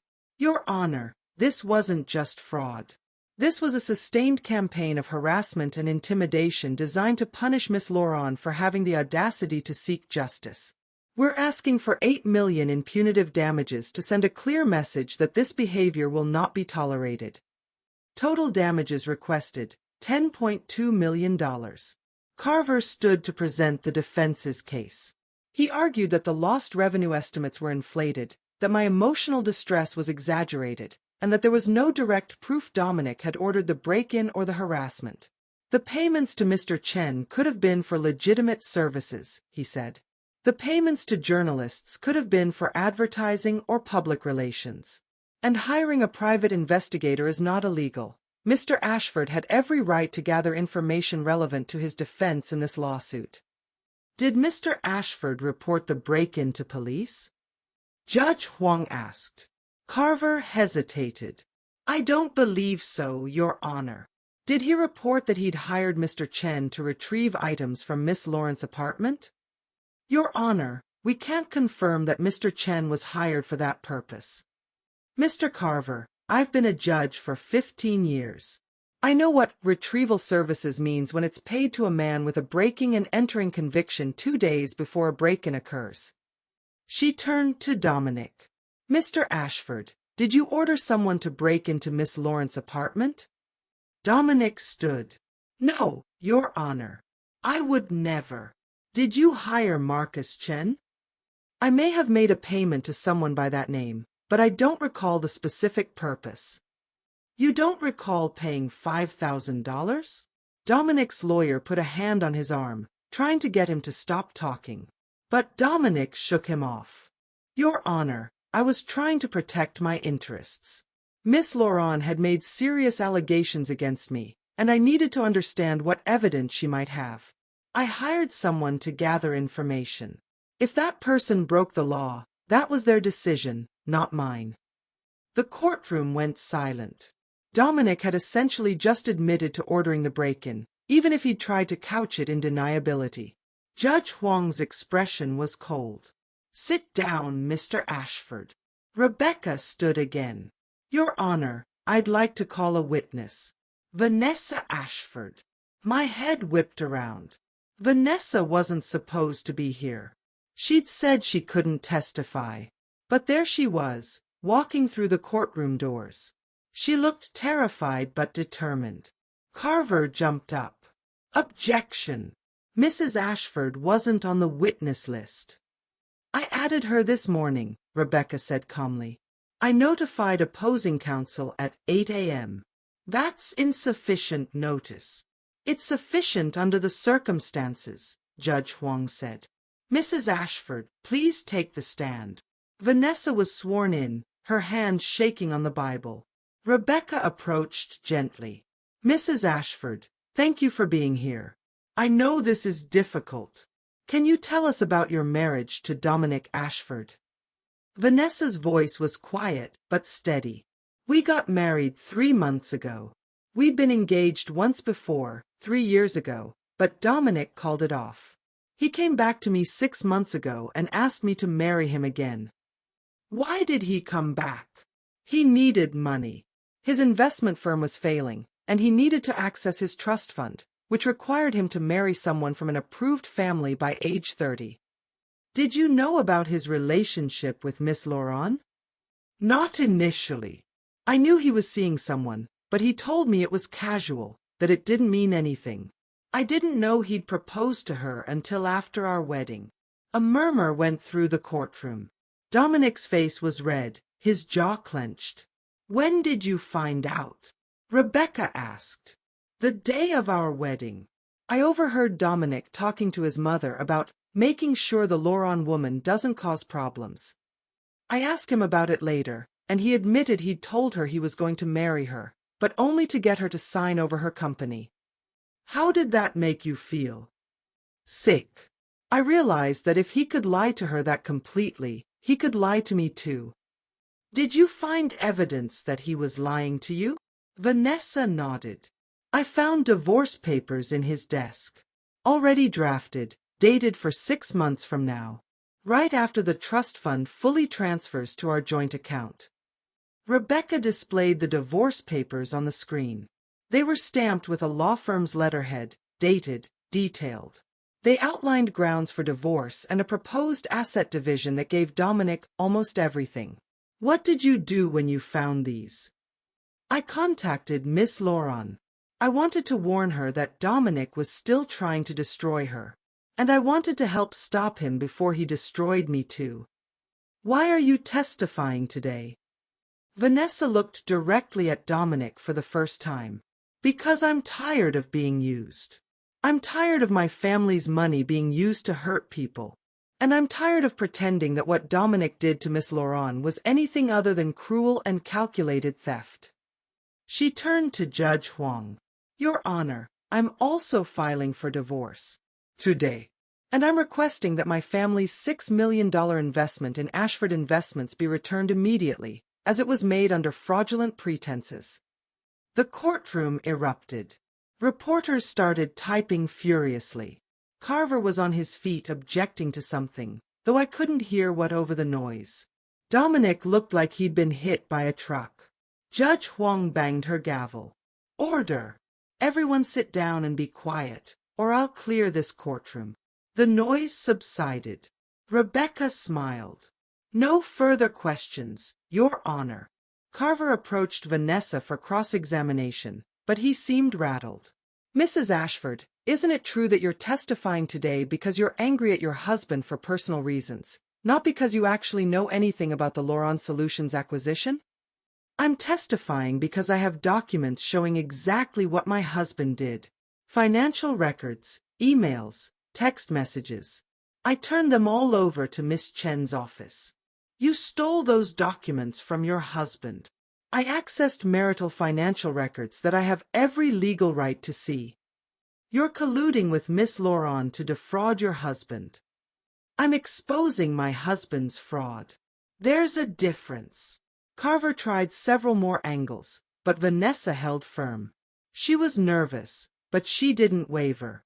When she stepped down, she walked past Dominic without looking at him and sat in the gallery next to Maya. Rebecca called 2 more witnesses, James Wu, who testified about the accounting fraud in the original acquisition, and the private investigator Dominic had hired, who'd been subpoenaed and was clearly uncomfortable being there. Did Mr. Ashford hire you to investigate Miss Laurent? Rebecca asked him. Yes. What were your instructions? To follow her, document her activities, and find anything that could be used to discredit her in court. Did he specify what kind of information he wanted? The investigator shifted uncomfortably. He said he wanted dirt. Personal stuff. Old relationships, financial problems, anything that would make her look bad. Did you find anything? No. Miss Laurent lives a pretty boring life. Work, home, occasional dinner with her sister. Nothing scandalous. Did you report this to Mr. Ashford? Yes. He was frustrated. Told me to keep looking, that everyone has secrets. Did he ever ask you to do anything illegal? He suggested I could get into her apartment, check her computer files. I refused. I'm licensed, and I'm not risking that for anyone. But someone did break into her apartment. Yes. 2 days after I refused, I heard it happened. I put 2 and 2 together. After the investigator stepped down, Rebecca rested her case. Carver tried to present a defense, arguing that Dominic had acted reasonably to protect his business interests, that the harassment claims were exaggerated, and that Vanessa was an unreliable witness motivated by personal vendetta. But it was weak. Everyone in the courtroom could see it. Judge Huang called a recess to review the evidence. We waited for 2 hours in a conference room down the hall, Rebecca pacing, me trying not to throw up from anxiety, Maya holding my hand. When we were called back, Judge Huang had her decision ready. I find the evidence of fraud in the original acquisition to be overwhelming and already established in my previous ruling. The evidence of subsequent harassment and intimidation is similarly clear. Mr. Ashford's testimony this morning essentially admitted to ordering illegal surveillance and potentially the break-in, even if he tried to maintain deniability. She looked at Dominic with undisguised contempt. I'm awarding damages as follows: 1.2 million for lost business revenue, 1 million for emotional distress, and 7 million in punitive damages, to send a clear message that fraud and harassment of this nature will result in severe consequences. $9.2 million. Almost everything Rebecca had asked for. Additionally, I'm referring this matter to the District Attorney's Office for potential criminal charges related to the break-in and harassment. Mr. Ashford, you will surrender your passport to the court immediately. You are not to leave the state of Massachusetts pending investigation. Dominic looked like he might pass out. Carver was whispering urgently to him, but Dominic wasn't listening. This court is adjourned. The gavel came down. I'd won. Completely, totally won. Rebecca hugged me. Maya was crying. David Park was grinning. The Catalyst team was cheering. Across the aisle, Dominic stood slowly. He looked at me for the first time all day. The hatred in his eyes was so intense I physically stepped back. "This isn't over," he said, loud enough for everyone nearby to hear. "You think you've won? You've destroyed my life, my business, my marriage. I'll make sure you pay for this." "Mr. Ashford." Judge Huang hadn't left yet. "Are you threatening the plaintiff in my courtroom?" Dominic seemed to realize what he'd said. "No, Your Honor. I didn't mean." "Bailiff, escort Mr. Ashford out of this courthouse immediately. And Mr. Carver, you might want to advise your client to stop talking before he lands himself in jail for contempt." 2 bailiffs took Dominic by the arms and walked him out.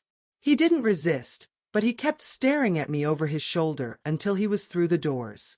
Vanessa approached me once the courtroom had mostly cleared. "Thank you for letting me help. Thank you for being brave enough to testify." I meant what I said. I'm filing for divorce today.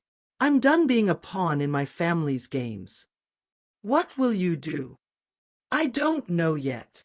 Figure out who I am without all of this, I guess." She smiled sadly. "Maybe we can get coffee sometime. As actual people, not as women connected to Dominic Ashford." "I'd like that." She left, and it was just me, Maya, Rebecca, and David. 9.2 million, Maya said, still stunned. "Can he even pay that?" "Probably not," Rebecca admitted. "His firm is essentially worthless. We'll have to seize assets, liquidate what we can. You might get 3 or 4 million when all is said and done. But Simone, you won. You actually beat them." We went to dinner that night to celebrate. A fancy restaurant in the North End, the kind of place I never would have gone before. Rebecca insisted on paying, saying it was the least she could do. Over pasta and wine, I let myself feel it. The victory. The vindication. The knowledge that I'd fought back against people who thought they were untouchable and won. But underneath the joy, there was still unease. Dominic's threat echoed in my head. This isn't over. What could he do? He was broke, facing potential criminal charges, in the middle of a divorce. What power did he have left? I pushed the thought away. I'd won. I was safe. It was finally over. I was wrong. 3 days later, I got a call from Tom at the homeless shelter. "Simone, I'm so sorry," he said, and his voice was shaking. "We have to terminate our contract with Laurent Solutions." My stomach dropped. "What? Why?" "We got a letter from our insurance company. They're threatening to drop our coverage if we continue working with you. Something about you being a liability risk due to ongoing legal issues." "The legal issues are over. I won." "I know, and I told them that. But they wouldn't budge. And Simone, we can't operate without insurance. We'd have to shut down. I don't have a choice." I called my other clients. Same story. All 13 had received letters from their insurance providers, threatening to drop coverage if they continued working with Laurent Solutions. Someone was systematically destroying my client base. I called Rebecca in a panic. "This is illegal, right? This is interference with business relationships or something." "Probably, but we'd have to prove who's behind it. Insurance companies don't just randomly coordinate to drop clients. Someone is pressuring them. Dominic. Maybe. Or his family. The Ashfords have connections everywhere, including in the insurance industry. This could be their retaliation." "What do I do?" "We file another lawsuit. But Simone, that takes time. And in the meantime, you're losing your business again." I hung up and sat in my apartment, staring at the wall. They'd taken everything again. I'd won in court, but they'd found another way to destroy me. My phone rang. Unknown number. I answered. "Hello." "You should have taken the money and disappeared." It was Dominic, his voice cold and hard. "I told you this wasn't over. Are you behind the insurance companies?" "I have no idea what you're talking about. But Simone, here's the thing about winning. It just makes you a bigger target. You embarrassed my family. You cost us millions. You turned my wife against me. Did you really think there wouldn't be consequences?" "I'll report this call to the police." "Go ahead. I'm not threatening you. I'm just explaining reality. You can win every court case in the world, but you'll never win against the systems my family has built over generations. We don't have to break the law to destroy you. We just have to make one call, pull one string, and everything you've rebuilt collapses." "Why are you doing this?" "Because you wouldn't disappear quietly. Because you made me look weak. And because I can." He paused. "Here's my final offer. Drop all claims to the damages award. Sign a non-disclosure agreement saying you'll never speak about this case publicly. Move out of Boston and never come back. And I'll make the insurance problem go away." "Go to hell. Your choice. But Simone, I can do this forever. I have nothing left to lose." "Do you?" He hung up. I sat there, shaking, trying to figure out what to do. I'd won in court. But Dominic was right. What good was a legal victory if I couldn't actually rebuild my life? The insurance campaign was perfectly legal harassment. I couldn't prove he was behind it. And even if I could, fighting it would take months or years while my business died. Maybe I should take his offer.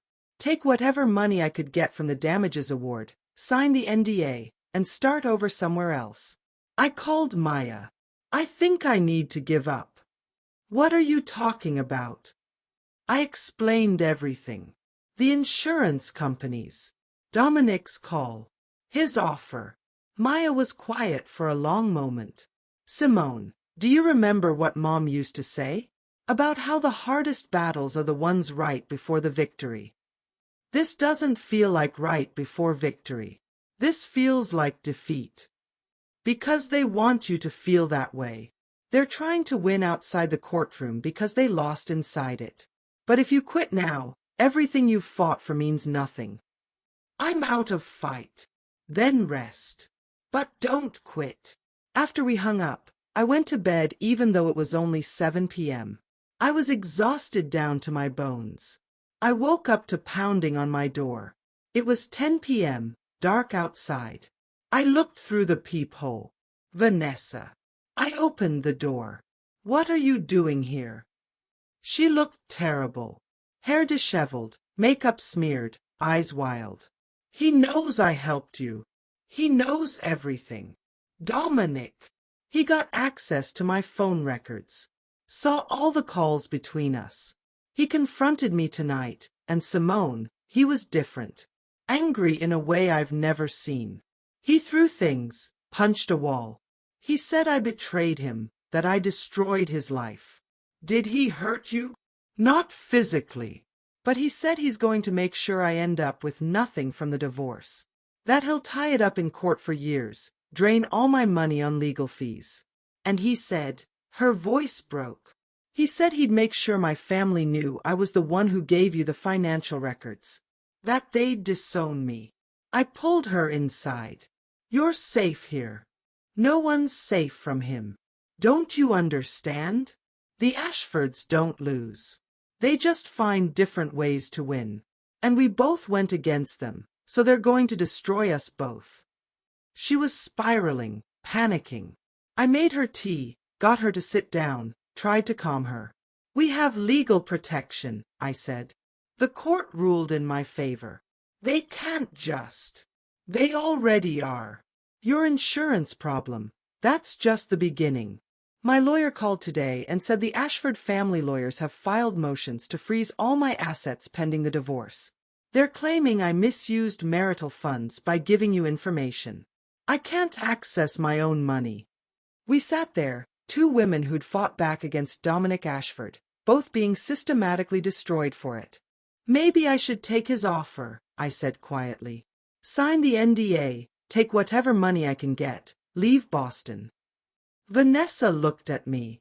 If you do that, I'm alone in this fight. And I won't survive it alone. So what do? We fight smarter. We find something they can't defend against. We stop playing by their rules. How? I don't know yet. But Simone, they're making mistakes because they're angry. Dominic's call to you tonight, that could be witness intimidation. The coordinated insurance campaign, that could be conspiracy. We just need to prove it. She was right. Desperate people made mistakes. And the Ashfords were getting desperate. We need to record everything, I said. Every call, every interaction. Build a case not just for civil court, but for criminal charges. And we need to find where they're vulnerable. Find something they're hiding that's worse than what they've already done. We talked for hours, planning, strategizing, trying to find a way forward that didn't end with both of us destroyed. By the time Vanessa left around 2 a.m., we had the skeleton of a plan. It was risky, possibly illegal, definitely dangerous. But it was better than surrender. I went to bed that night not with hope exactly, but with renewed purpose. The Ashfords thought they'd won by moving the battle outside the courtroom. They were about to learn they'd just made it easier for me to destroy them. Have you ever felt like you won a battle but were losing the war? How did you find the strength to keep going? Tell me in the comments. The insurance campaign continued. By the end of the week, I'd lost all 13 clients. Laurent Solutions had 0 revenue.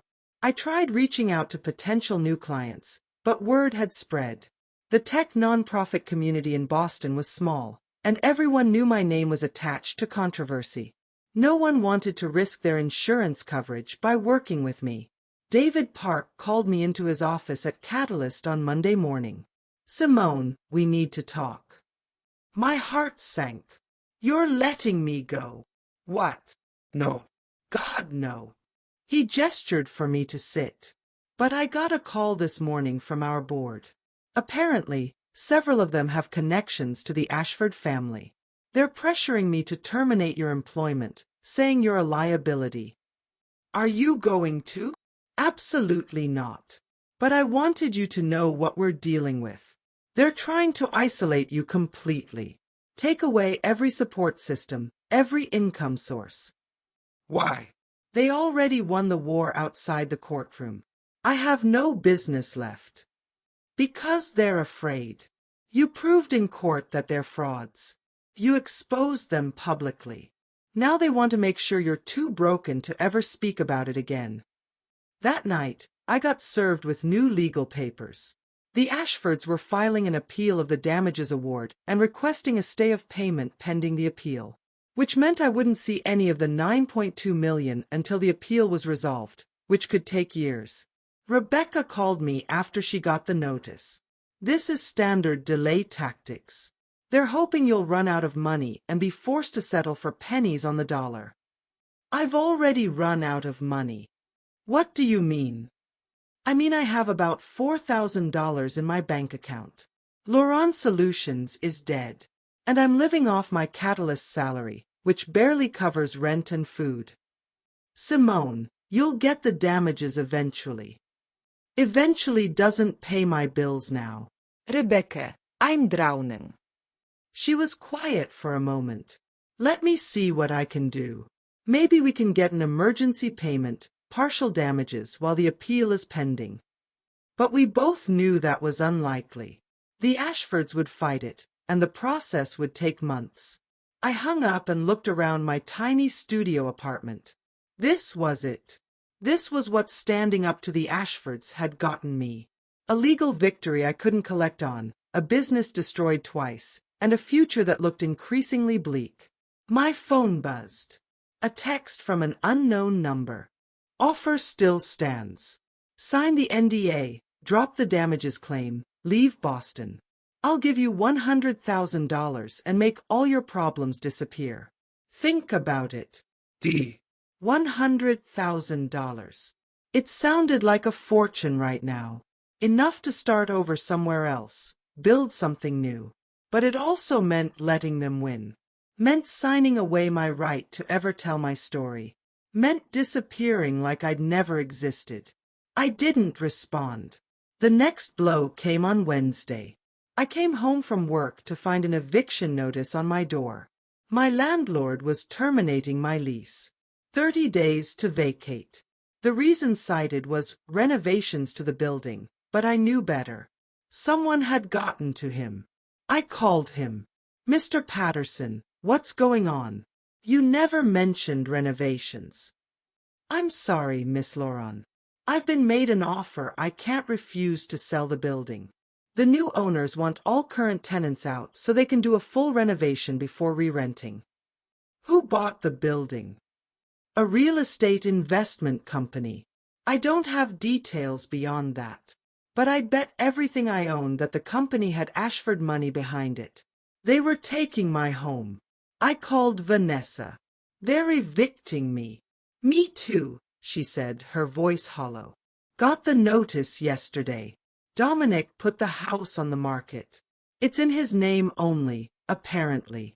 Something about protecting marital assets in case of my financial irresponsibility. I have to be out by the end of the month. Where will you go? My parents' house, maybe. If they'll have me. They're furious about the divorce, about me testifying against Dominic. My mother actually said I should have stood by my husband, instead of airing private matters in public. We were both losing everything. Homes, money, family support. Vanessa, I'm thinking about taking Dominic's offer. Don't. Please don't. If you do, I'm alone in this. You have lawyers, family resources. I have lawyers who are bleeding me dry and family who've turned against me because I embarrassed them. Simone, you're the only person who understands what it's like to be destroyed by Dominic. If you leave, I don't know if I can survive this. The weight of that statement hit me. I wasn't just fighting for myself anymore. Vanessa needed me too. Okay, I said. I won't take the offer. But we need to do something. We can't just let them keep destroying us. I'm working on something. Give me a few more days. Thursday morning, I woke up to my bank account frozen. I tried to use my debit card to buy coffee, and it was declined. I checked my banking app. Account restricted. Contact your bank immediately. I called. Spent an hour on hold. Finally got through to someone who told me there was a legal hold on my account pending review of suspicious activity. What suspicious activity? I can't provide details, ma'am. You'll need to speak with our fraud department. The fraud department was closed until Monday. I had $63 in cash in my wallet. That was it. Everything else was locked away in an account I couldn't access. Rebecca filed an emergency motion to release the hold, arguing it was retaliatory and illegal. But that would take days at minimum. In the meantime, I couldn't pay rent. Couldn't buy groceries. Could barely function. David Park heard about it, I don't know how, and showed up at my apartment Friday evening with bags of groceries and an envelope of cash. This is a loan, he said firmly when I tried to refuse. Interest-free, pay me back whenever. Simone, you can't fight them if you can't eat. I took the money because I had no choice. $2,000 that felt like both a lifeline and a humiliation. Why are you helping me? I asked. You barely know me. Because I know what it's like to lose everything to someone who has more power. And because someone helped me when I was at my lowest. I'm just paying it forward. After he left, I sat on my floor and cried. Not dignified tears, but ugly, desperate sobbing. The kind that comes from being beaten down so many times you're not sure you can get back up. I'd fought so hard. Won in court. Done everything right. And I was still losing. Maya called that night. Come to Seattle. You can stay with me until this blows over. I can't abandon the case. What case? They've frozen your money, destroyed your business, taken your home. What are you still fighting for? Justice. Justice doesn't pay rent. Justice doesn't put food on the table. Simone, please. I can't watch you destroy yourself for a principle. But it wasn't just a principle. It was my life. My work. Everything I'd built. If I walked away now, it meant Dominic had been right. I was nobody, nothing, someone who could be crushed and forgotten. I need to see this through, I said. Maya sighed. Then I'm coming there. You shouldn't be alone right now. She flew in Saturday morning and didn't leave. Took a week off work, set up camp in my studio apartment, and appointed herself my keeper. You're not allowed to give up on my watch, she announced. We're going to get through this. That weekend, Vanessa finally revealed what she'd been working on. We met at a diner in Cambridge, somewhere neutral and public. She looked better than she had, determined instead of defeated. I've been going through Dominic's files, she said, sliding a folder across the table. Everything he kept at the house before he kicked me out. Financial records, emails, contracts. And I found something. I opened the folder. Inside were documents detailing a series of investments Dominic had made through Ashford Investments over the past 5 years. These are all failed investments, Vanessa explained. Real estate deals that fell through, tech startups that went bankrupt, high-risk stocks that tanked. Dominic lost millions on these. That's bad business, not illegal. It is when you're investing other people's money without telling them the full risk. Look at the investor list. I scanned the names. Recognized several, wealthy Boston families, non-profit organizations, a few universities. Dominic was running what amounts to a fraudulent investment scheme, Vanessa said. He'd promise conservative returns, low risk, then gamble the money on high-risk investments. When they failed, he'd hide the losses in creative accounting and take new investor money to pay old investors. A Ponzi scheme. Essentially. And it's still going on. The only reason it hasn't collapsed yet is because he stole your company and used it to show successful growth to potential investors. My brain was racing. If we expose this, it destroys him completely. Not just lawsuit damages, criminal charges, securities fraud. Wire fraud. He'd go to prison. Yes. But we need proof that he knew he was misleading investors. We need documents showing he intentionally hid losses and misrepresented risk. Do you have those documents? Some. But the really damning stuff is probably on his computer at the Ashford Investments office. And I don't have access to that anymore. We sat in silence, both thinking the same dangerous thought. We can't break into his office, I said. That's illegal. We'd be arrested. I know. But Simone, he's breaking you piece by piece with technically legal harassment. At what point do we fight back with everything we have? At what point do we become just as bad as he is? Vanessa shook her head.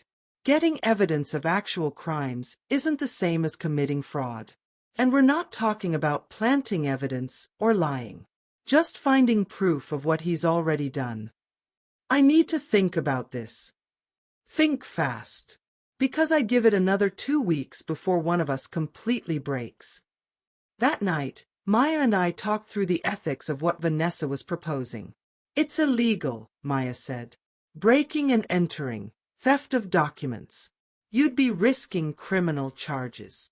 For evidence that could send Dominic to prison for fraud that's harmed dozens of people. And if you get caught, then I'm screwed. But Maya, I'm already screwed. They've taken everything. What do I have left to lose? Your freedom. Your future. The moral high ground. She was right. But I was so tired of playing by rules that only I had to follow. Monday morning, my bank account was unfrozen. The suspicious activity had been a mistake, they said. Just a glitch in the system. No explanation for why it took 4 days to resolve a glitch. I had my money back, but I'd lost 4 days of stability, 4 days of mental health, 4 days of sleep. That afternoon, I got a call from Rebecca. The emergency motion for partial damages payment was denied. The judge said you need to wait for the appeal to be resolved. How long will that take? 12 to 18 months, probably. The Ashfords will drag it out as long as possible. 12 to 18 months of fighting while they systematically destroyed my life. I made my decision. Vanessa, I called her that night. I'm in. Tell me how we get into Dominic's office. She was quiet for a moment. Are you sure? No. But I'm doing it anyway. We met the next evening at her hotel room. She'd been staying at a cheap place near the airport since being evicted. She spread out blueprints of the Ashford Investments building on the bed. Where did you get these? I asked. Public records. The building's old, built in 1920. These are the original architectural plans from when it was renovated in 2005. She pointed to the 3rd floor. Dominic's office is here. The building has security, but it's minimal. 1 guard at the front desk, cameras in the lobby and stairwells, but not in the offices themselves. How do we get past the guard? We don't. We go in through the parking garage. There's a service entrance here, she pointed to the back of the building, that's usually propped open by smokers. We slip in, take the service stairs to the 3rd floor, get into Dominic's office, copy his computer files, and leave. How do we get into his office if it's locked? Vanessa held up a key. I still have his office key. He never asked for it back. This is insane. Yes. But it's our best option. Maya found out about the plan because I'm a terrible liar and she could tell something was wrong. Absolutely not, she said. Simone, this is breaking and entering. This is theft. You'll go to jail. Only if we get caught. And if you do get caught, everything you've fought for is worthless. The Ashfords will paint you as a criminal, and no one will believe anything you say. I have to try. I can't just let them win. Maya grabbed my shoulders. Listen to me. Mom and Dad didn't work themselves to death, so you could throw your life away on revenge. They wanted you to be successful, happy, safe. Not in prison.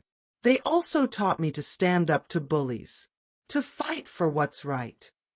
There's a difference between fighting and self-destruction. But I'd already made up my mind. Thursday night, Vanessa and I met 3 blocks from the Ashford Investments building. We both wore dark clothes, carried backpacks, tried to look like we belonged in the downtown area. Last chance to back out, Vanessa said. Same to you. We walked to the building. The parking garage entrance was open, just like Vanessa said. We slipped in, trying to look casual, like we belonged there. The service entrance was propped open with a brick. We were through it in seconds. Service stairs, 3 flights up. My heart was pounding so hard I thought it might burst. Every sound made me jump. 3rd floor. The hallway was dark, empty. Most of the offices were closed, just a few with lights still on where people were working late. Dominic's office was at the end of the hall. Vanessa pulled out the key with shaking hands. It didn't work. She tried again. Nothing. He changed the lock, she whispered, panic in her voice. We stood there, staring at the door, our entire plan falling apart. Then I heard voices. People coming down the hallway. Hide, Vanessa hissed, and we ducked into a janitorial closet. Through the crack in the door, I watched 2 people walk past. One of them was Dominic. My blood went cold. He was here, in the building, right now. He went into his office, the door closing behind him. The other person, a woman I didn't recognize, kept walking. Vanessa and I looked at each other in the dim light of the closet. We have to go, she whispered. Now, before he comes back out. But as we opened the closet door, Dominic's office door opened too. We froze. He was on his phone, not looking our direction, walking toward the elevators. Don't care what she says, she signed the agreement, he was saying. The NDA is enforceable. If she talks to anyone else about the investment losses, we sue her into oblivion. He got on the elevator. The doors closed. Who was he talking about? I whispered. I don't know. But Simone, we need to leave. This was a bad idea. She was right. But we were already here. And Dominic had just left. His office is open, I said, pointing. In his rush to get to the elevator, he hadn't pulled the door completely shut. Simone, no. But I was already moving.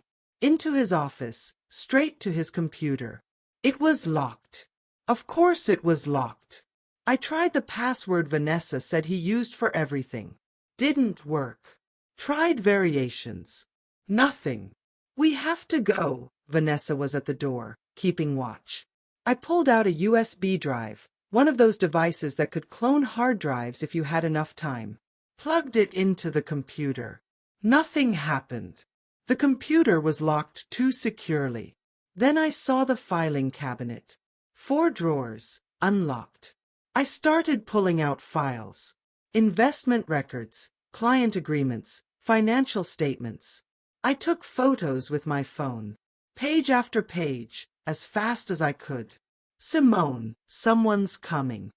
I grabbed 3 folders, stuffed them in my backpack, and ran for the door. We made it to the service stairs just as voices echoed in the hallway. Down 3 flights, legs shaking, lungs burning. Out through the service entrance, into the parking garage, onto the street. We walked fast, but not running. Tried to look normal. Just 2 women out for an evening walk. 3 blocks away, we finally stopped. We did it, Vanessa said, breathless. We actually did it. I looked at the backpack. 3 folders of evidence. We'd committed a crime. Broken into a private office, stolen documents. But maybe, just maybe, we'd found the ammunition to finally destroy Dominic Ashford. Have you ever crossed a line you swore you'd never cross because you felt you had no other choice? How did you justify it to yourself? Drop your thoughts below. I didn't sleep that night. I sat in my apartment going through the files I'd stolen, photographing every page, trying to understand what I was looking at. Maya had gone to bed furious with me, but not before making me promise I'd tell Rebecca what I'd done before doing anything with the documents. The files were damning. Investment agreements with clients who'd been promised conservative, low-risk returns of 6 to 8% annually. Financial statements showing those same investments losing 30, 40, sometimes 50%. And emails, printed emails that Dominic had kept in physical files for some reason, discussing how to manage client expectations and restructure reporting to minimize visible losses. It was fraud. Clear, documented fraud. But it was also stolen evidence. Inadmissible in court. Potentially grounds for criminal charges against me. I called Rebecca at 7 a.m., knowing she'd be awake. I did something stupid, I said without preamble. How stupid? I told her everything. The break-in, the stolen files, what we'd found. The silence on the other end lasted so long I thought she'd hung up. Rebecca. I'm trying to decide whether to quit as your lawyer or have you committed for evaluation, she finally said. Simone, what were you thinking? I was thinking I'm being destroyed piece by piece and needed leverage. You committed burglary, breaking and entering, theft of private documents. If Dominic figures out it was you, he'll have you arrested. And everything in those files becomes inadmissible fruit of the poisonous tree. What if we found another way to get the same information? Legally? Like what? You could subpoena Dominic's business records. Request the same documents through discovery. For what case? The damages case is on appeal. I can't just randomly subpoena his business records. I thought for a moment. What if one of his defrauded investors filed a complaint? Then there'd be an investigation, and you could request documents as part of that. Do you know any of his defrauded investors? I looked at the files. Saw a name I recognized. Dorothy Chen. She's on the board of a non-profit I used to work with. If I showed her what Dominic did with her money, with stolen evidence, with anonymous information, if someone sent her documentation showing her investments were being mismanaged, she'd have grounds to investigate. She could request a full audit. That audit would find the same stuff we found, but legally. Rebecca was quiet again. That's still risky. If anyone traces the anonymous tip back to you, how would they? I sent her copies of the documents from an untraceable email. She thinks she's receiving a tip from a whistleblower. She requests an audit. The audit finds fraud. Dominic gets investigated, and we had nothing to do with it. Except we're the ones who broke into his office and stole the documents in the first place. They don't know that, and they can't prove it. Rebecca sighed. I can't be part of this. As your lawyer, I'm advising you that what you're suggesting is illegal and unethical. Don't do it. And off the record? Off the record, make sure you use a VPN and a burner email account, and for God's sake, don't tell me when you do it. I spent the next few hours setting up an anonymous email account, routing it through 3 different VPN servers, and crafting a message to Dorothy Chen. Ms. Chen, I'm a concerned employee at Ashford Investments who can no longer stay silent about the fraudulent practices happening at this firm.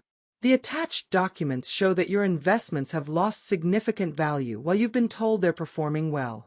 I urge you to request an independent audit of your accounts. Other investors deserve to know the truth as well. I attached scanned copies of the documents showing her investment losses and hit send before I could second-guess myself. Then I destroyed the original files. Burned them in my kitchen sink, washed the ashes down the drain, and threw the backpack I'd used into a dumpster 3 blocks away. If anyone ever asked, I'd never been in Dominic's office.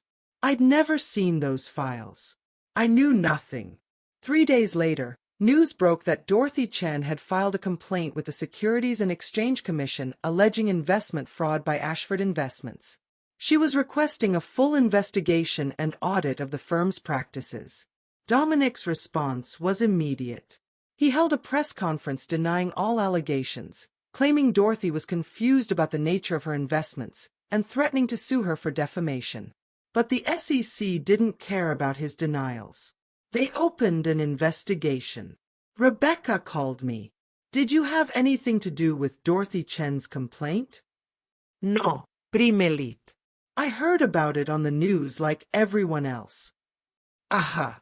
Well, whoever tipped her off did you a huge favor.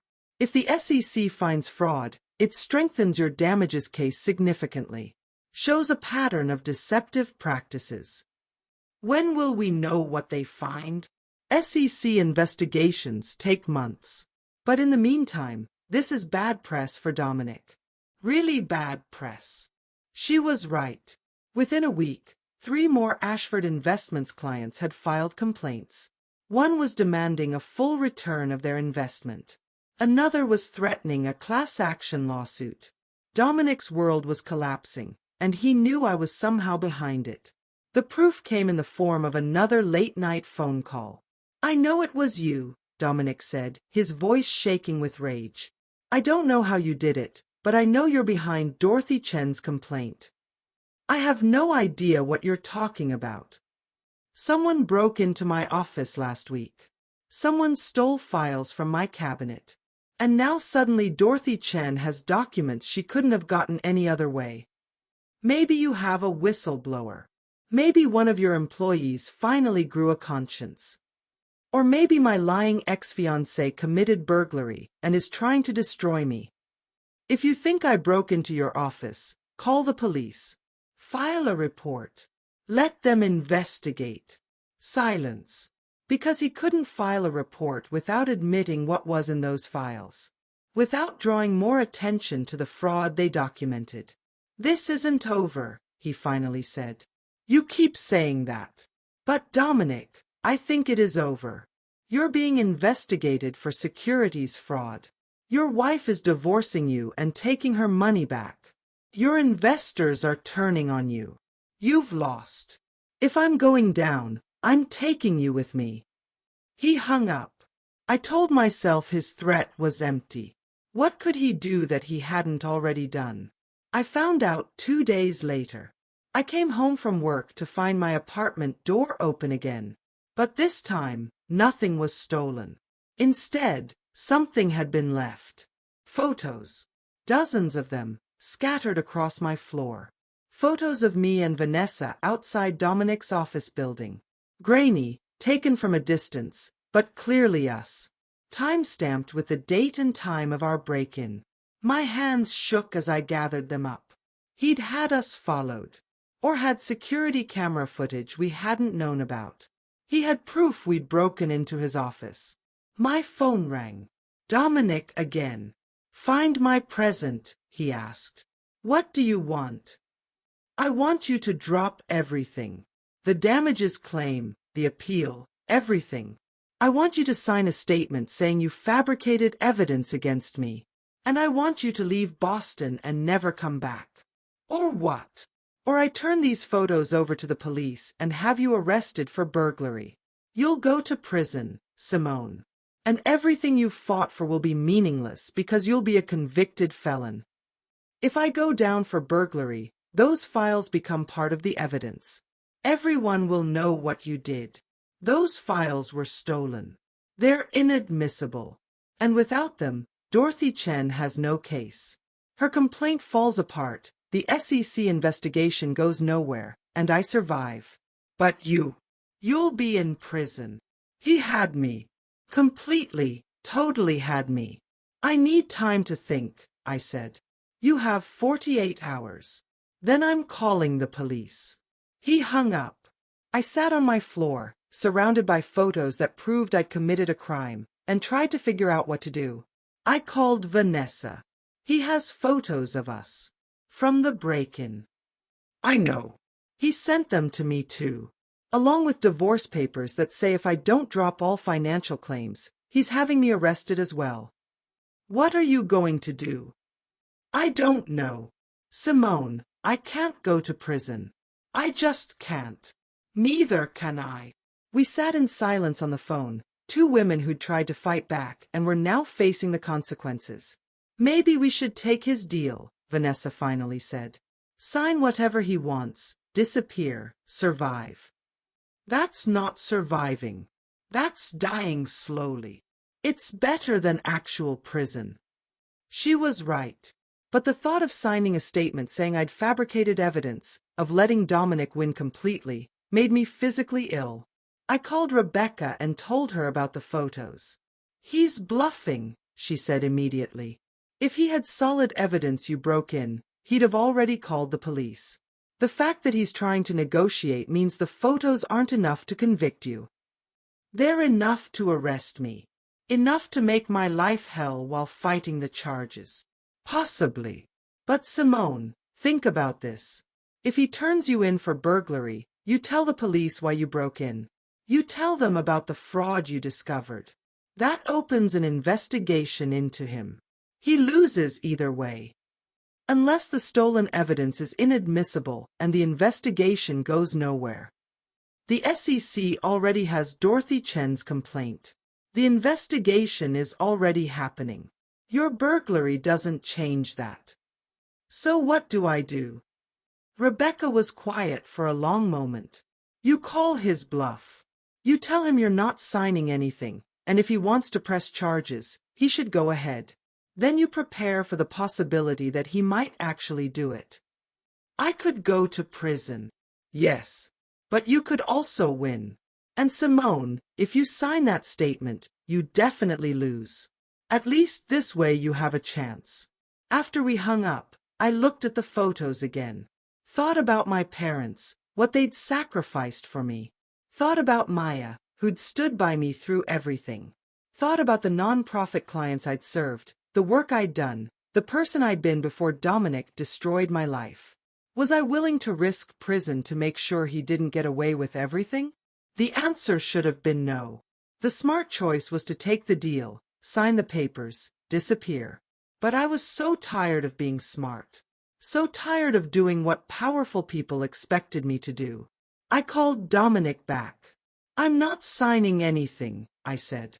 If you want to press charges, go ahead. But I'll make sure everyone knows why I broke into your office.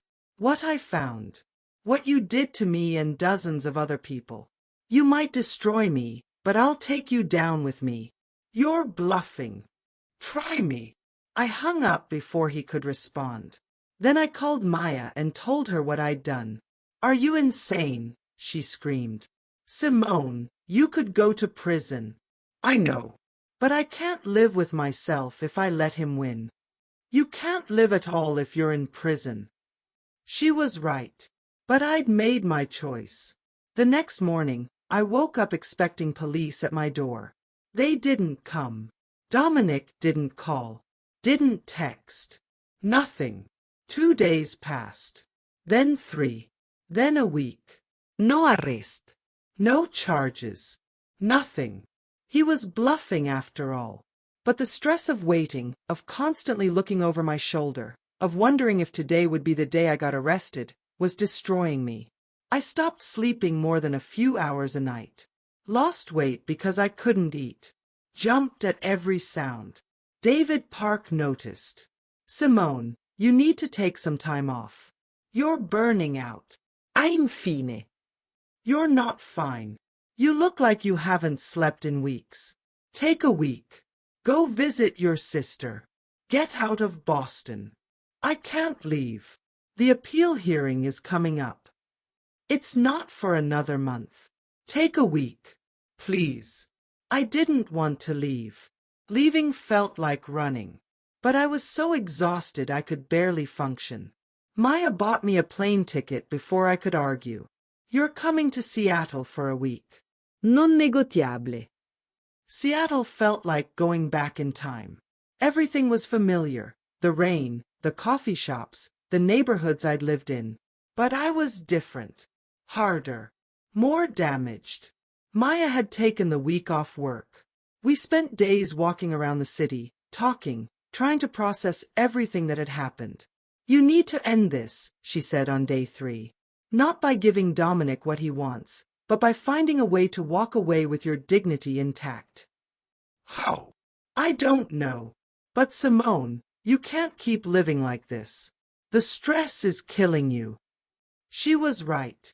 I could feel it, the constant anxiety, the hypervigilance, the way my body was breaking down under the pressure. That night, I got a call from Vanessa. Simone, you need to come back to Boston. Now. What happened? The SEC finished their preliminary investigation. They found evidence of fraud. They're bringing charges against Dominic. My heart stopped. Are you serious? Completely serious. It's all over the news. They're charging him with securities fraud, wire fraud, and making false statements to investors.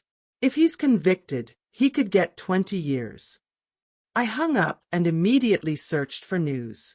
There it was, headlines everywhere. Dominic Ashford indicted on multiple fraud charges. Boston investment heir faces decades in prison. SEC investigation reveals massive investment fraud scheme. The articles detailed everything. The fake returns, the hidden losses, the Ponzi-like structure. Quotes from Dorothy Chen and other investors. An estimate that Dominic had defrauded clients out of nearly $15 million over 5 years. My phone rang. Rebecca, did you see the news? She asked. Yes. This changes everything. The criminal charges against Dominic strengthen your civil case enormously. We can use the SEC's findings to support our fraud claims. And Simone, if he's convicted criminally, collecting on your damages award becomes much easier. The court can seize his assets as part of restitution. What about the appeal? I'm betting they drop it. Dominic's lawyers will be focused on the criminal case now. They won't have resources to fight the civil appeal too. So I won. You won. For real this time. I should have felt elated, vindicated, triumphant. Instead, I felt empty. I'd spent months fighting, sacrificing, destroying myself to get to this moment. And now that it was here, I just felt tired. Maya found me sitting on her couch, staring at nothing. What's wrong? She asked. I thought this was good news. It is. I don't know what to do now. I've spent so long fighting that I don't remember what it feels like to not be at war. She sat next to me. Then maybe it's time to figure that out. Figure out who Simone Laurent is when she's not fighting Dominic Ashford. I don't know if I remember how. Then we'll figure it out together. I stayed in Seattle for 2 more days before flying back to Boston. The city looked different somehow. Less hostile. Less threatening. Or maybe I was different. I went back to work at Catalyst. Back to my apartment that would soon not be my apartment since I still had to move out. But something had shifted. The constant fear was gone. The hypervigilance had eased. Dominic was fighting for his freedom now. He didn't have time to destroy me anymore. A week after the indictment, I got a call from an unknown number. Miss Laurent? This is Patricia Moreno, the financial advisor who'd helped Dominic steal my company. What do you want? I want to apologize. And to tell you something you should know. I'm listening. Dominic asked me to help him acquire your company. I knew it was wrong, but I was afraid of losing my job, my reputation. I told myself I was just following orders. But I should have said no. I should have warned you. Why are you telling me this now? Because the SEC is investigating me too. I'm cooperating with them, giving testimony about Dominic's practices. And as part of that, I want to make things right with you. I have recordings. Conversations with Dominic where he discussed the plan to manipulate you into signing over your company.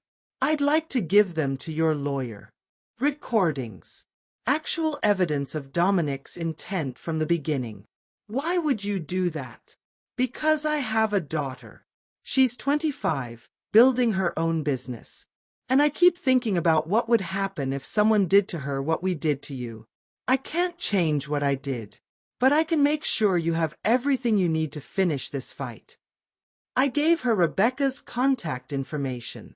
2 days later, Rebecca called me, barely able to contain her excitement. The recordings are incredible. Dominic explicitly discussing how to manipulate you, how to keep you distracted, how to make sure you sign without understanding what you were signing.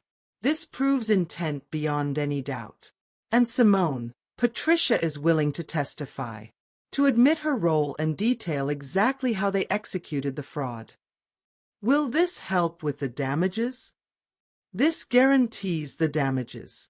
And if Dominic's lawyers haven't dropped the appeal yet, this will make them drop it immediately. She was right. 3 days later, I got official notice that Dominic's lawyers were withdrawing the appeal of the damages award. $9.2 million.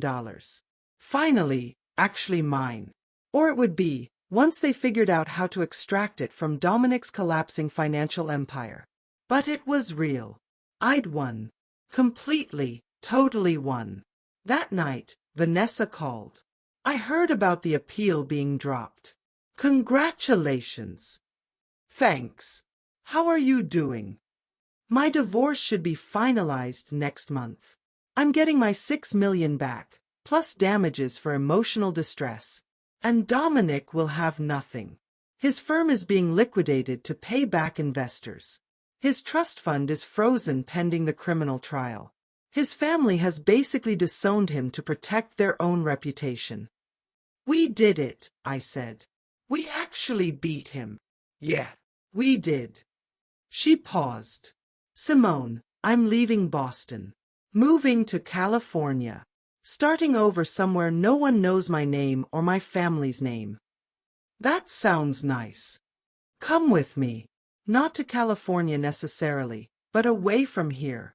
You've won, but if you stay, you'll always be the woman who sued Dominic Ashford. You'll never get to be just Simone. She was right. As long as I stayed in Boston, I'd be defined by this fight. I'll think about it, I said. After we hung up, I looked around my apartment.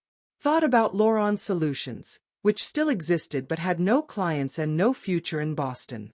Thought about my job at Catalyst, which I loved but which would always be shadowed by controversy. Thought about who I wanted to be in my next chapter.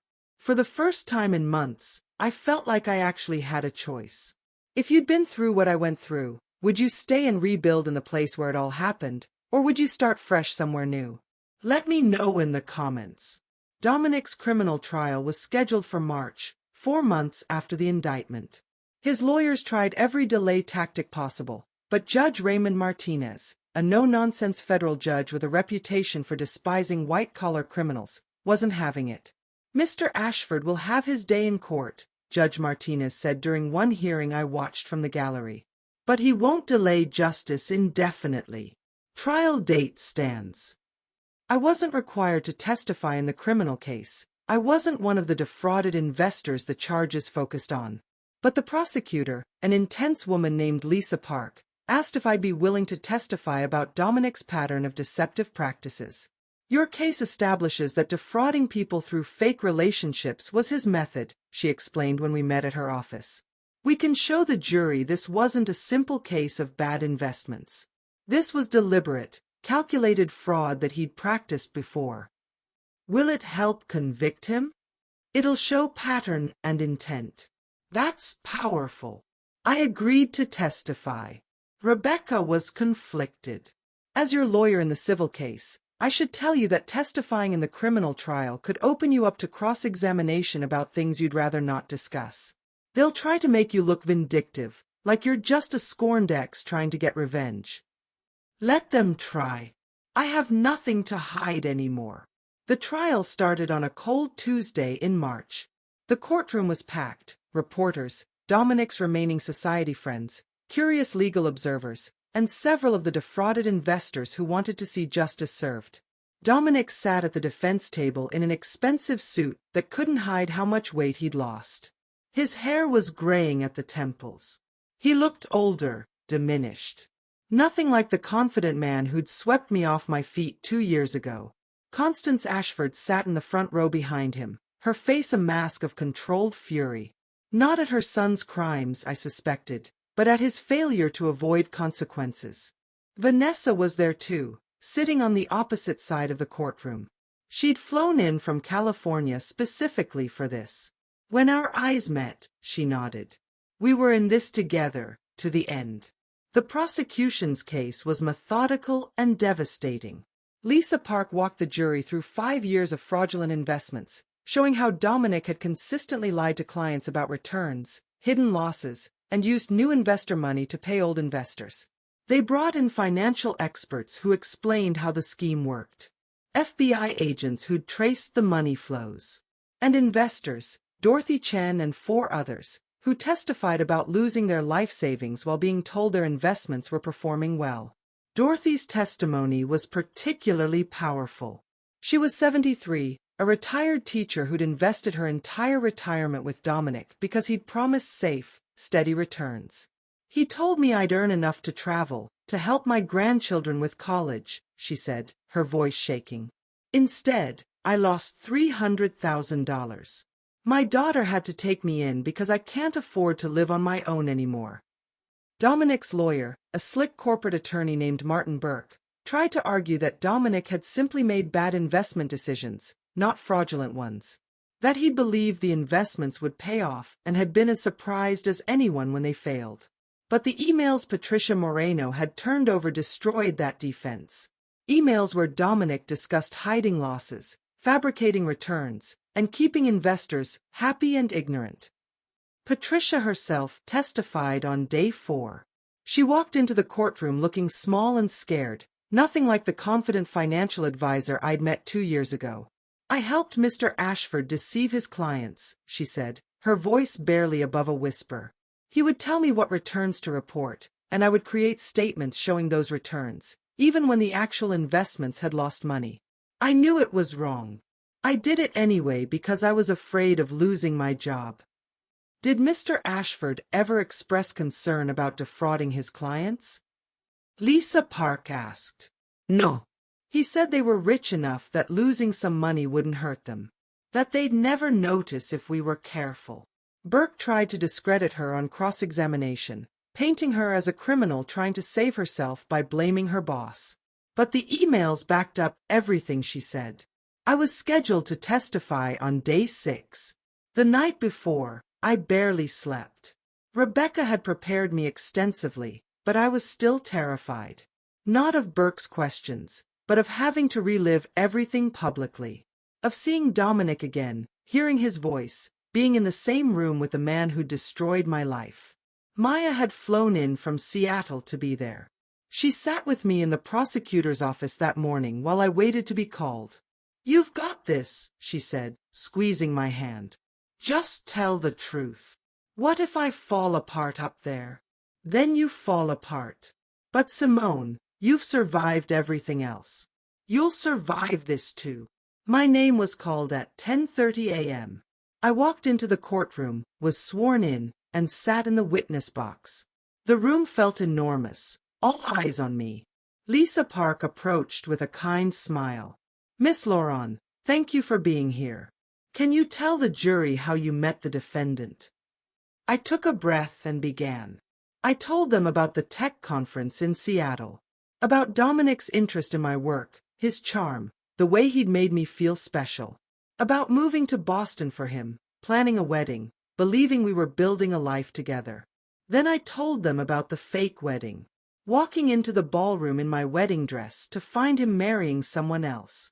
Several jurors looked shocked. One woman in the front row put her hand over her mouth.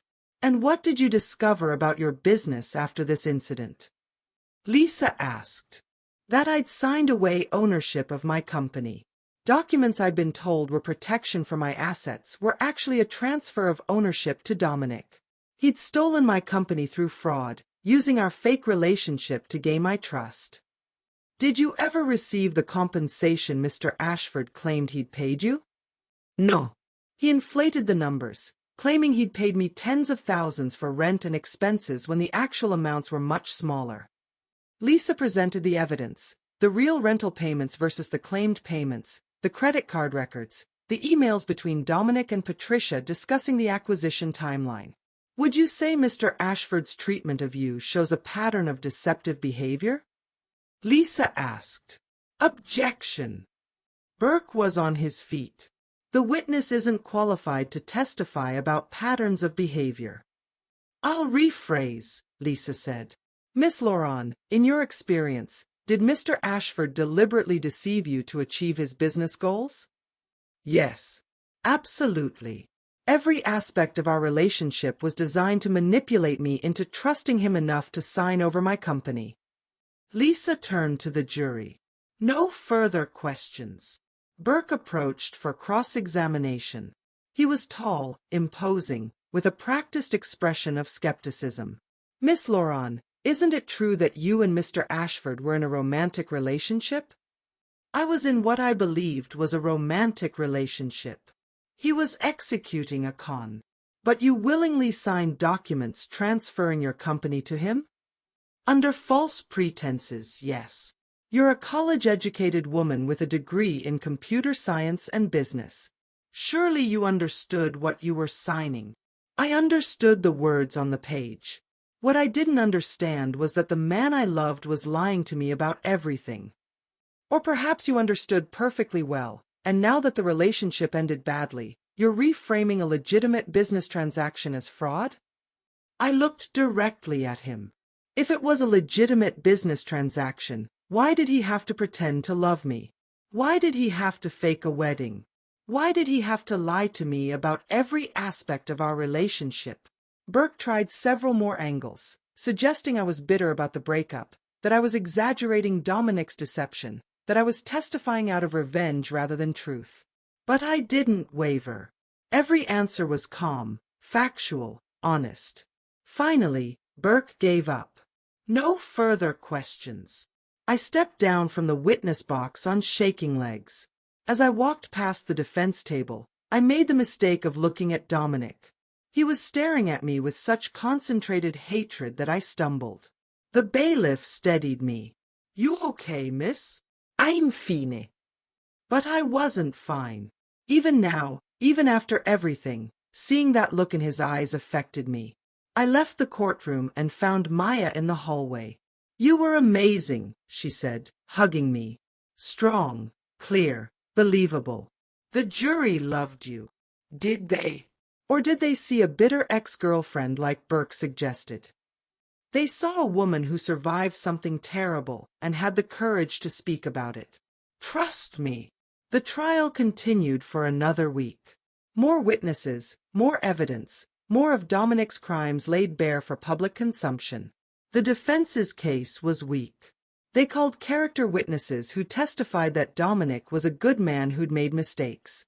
They called investment experts who tried to argue that the losses were within normal market risk.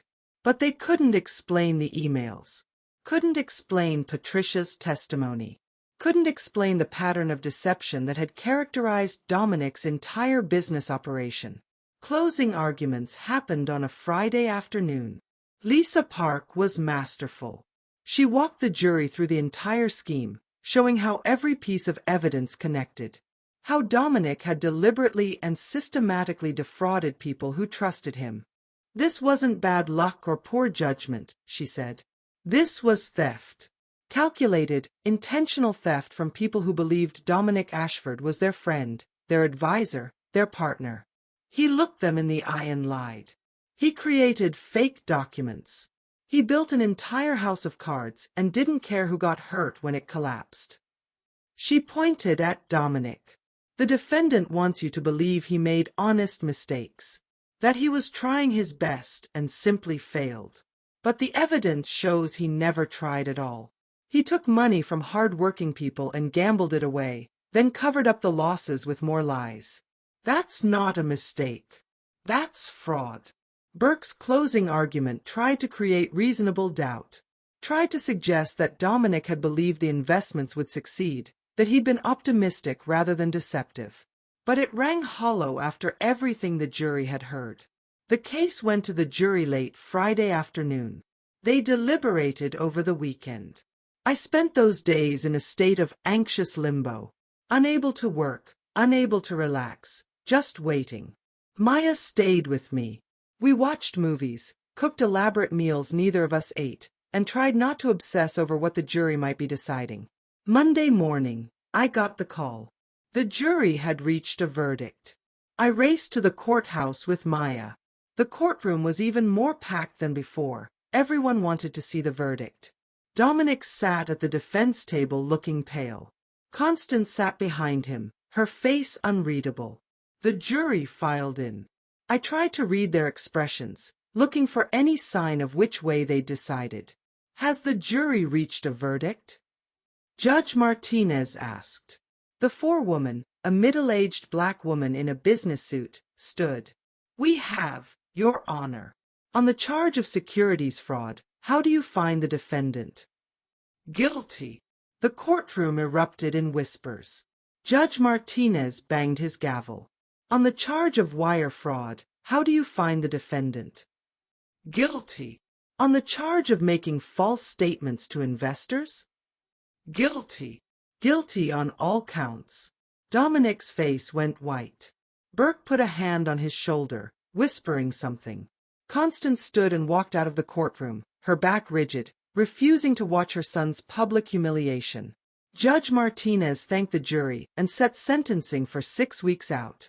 As the courtroom cleared, I sat in my seat, trying to process what had just happened. Guilty. On everything.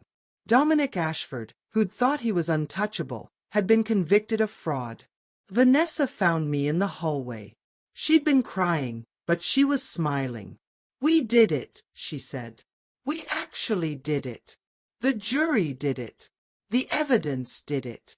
We got the evidence. We refused to back down. We made this happen. She hugged me. Thank you. For fighting. For not giving up when it would have been easier to disappear. After she left, Rebecca found me. Congratulations, she said. This verdict makes collecting your damages much easier. Dominic's assets will be seized for restitution to his fraud victims, and you're at the top of that list. When will I actually see the money? Probably a few months. They have to liquidate his assets, pay back investors in order of priority. But Simone, you're going to get your damages. Maybe not all 9 million. There might not be enough to cover everyone, but a significant portion. Enough to rebuild. Enough to start over. That night, I got one final call from Dominic. I shouldn't have answered. But some part of me needed to hear what he'd say. I hope you're happy, he said. His voice was hollow, defeated. You destroyed my life. No. You destroyed your life. I just made sure you faced consequences. I loved you. At the beginning, I actually loved you. Did you know that? No, you didn't. You loved what I could give you. My company, my trust, my willingness to believe in you. But you never loved me. You'll never prove that. But it's true. When I first met you, before all the plans and schemes, there was a moment where I thought maybe I could build something real with you. But then I realized you were more useful as a mark than as a partner. The casual cruelty of that statement took my breath away. Why are you telling me this? Because I want you to know that you meant so little to me that I was willing to destroy you for a mediocre software company and a chance to impress my in-laws. You weren't worth loving. You were just worth using. He hung up before I could respond. I sat there, phone in hand, feeling like I'd been punched. Even in defeat, he wanted to hurt me. Wanted me to question my worth, my value, my entire existence. But here's what he didn't understand. I already knew I was worth more than how he'd treated me. I'd proven it by surviving, by fighting back, by refusing to let his cruelty define me. Dominic Ashford had tried to reduce me to nothing. Instead, he'd forged me into something stronger than he could ever break. 6 weeks later, I attended Dominic's sentencing hearing. The courtroom was less crowded this time, the spectacle was over, and only those directly affected remained. Judge Martinez reviewed the case, the evidence, the impact on victims. Then he looked at Dominic. Mr. Ashford, you come from a family of wealth and privilege. You had every advantage, every opportunity. And you chose to use those advantages to prey on people who trusted you. You showed no remorse during this trial, no understanding of the harm you caused. The court finds you to be a danger to society and in need of significant incarceration to protect the public. He paused. On the count of securities fraud, I sentence you to 15 years in federal prison. On the count of wire fraud, 10 years, to run concurrently. On the count of making false statements, 5 years, to run concurrently. Total sentence, 15 years, with possibility of parole after 10. 15 years. Dominic would be 45 when he got out. Middle-aged, marked as a felon, his entire life derailed. I watched him being led away in handcuffs and felt nothing. Not triumph, not vindication, not even satisfaction. Just a quiet sense of closure. Outside the courthouse, reporters swarmed. Miss Laurent, how do you feel about the sentence? Do you think justice was served? What's next for you? Rebecca had prepared me for this. I stopped and faced the cameras. Justice was served today, not just for me but for every person Dominic Ashford defrauded. I hope this case sends a message that wealth and privilege don't put you above the law. And I hope other victims of fraud find the courage to come forward and fight for what's right. What will you do now? I smiled. I'm going to rebuild my life. On my own terms, this time. That night, I had dinner with Maya, Rebecca, Vanessa, and David Park. A celebration of sorts, though it felt more like a memorial for the people we'd all been before this started. To surviving, Vanessa raised her glass. To fighting back, Maya added. To winning, Rebecca said. To starting over, I finished. We drank, and for the first time in 2 years, I felt at peace. The settlement of Dominic's assets took 3 months. When the check finally arrived, $5.7 million, my share of what could be recovered, I stared at it for a long time. This money represented everything I'd lost and fought to get back. But it also represented the cost of that fight, the sleepless nights, the stress, the trauma. I deposited it and immediately started planning. Part would go to Maya, to repay her for all the support she'd given me. Part would go to a legal defense fund for other victims of corporate fraud. Part would go to rebuilding Laurent Solutions, not in Boston, but somewhere new. And part would go to building a new life for myself. I gave notice at Catalyst. David understood. Where will you go? He asked. I don't know yet. Somewhere I can be just Simone, not the woman who sued Dominic Ashford. Wherever you go, you'll do great things. I have no doubt. I gave notice to my landlord, well, the new landlord, since the Ashfords no longer own the building. I sold most of my furniture, packed what mattered into boxes, and prepared to start over. Vanessa and I had dinner the night before I left Boston. I'm proud of us, she said. We could have let him destroy us. We chose to fight instead. Do you regret it? Everything we went through. She thought for a moment. I regret trusting him. I regret the time I wasted.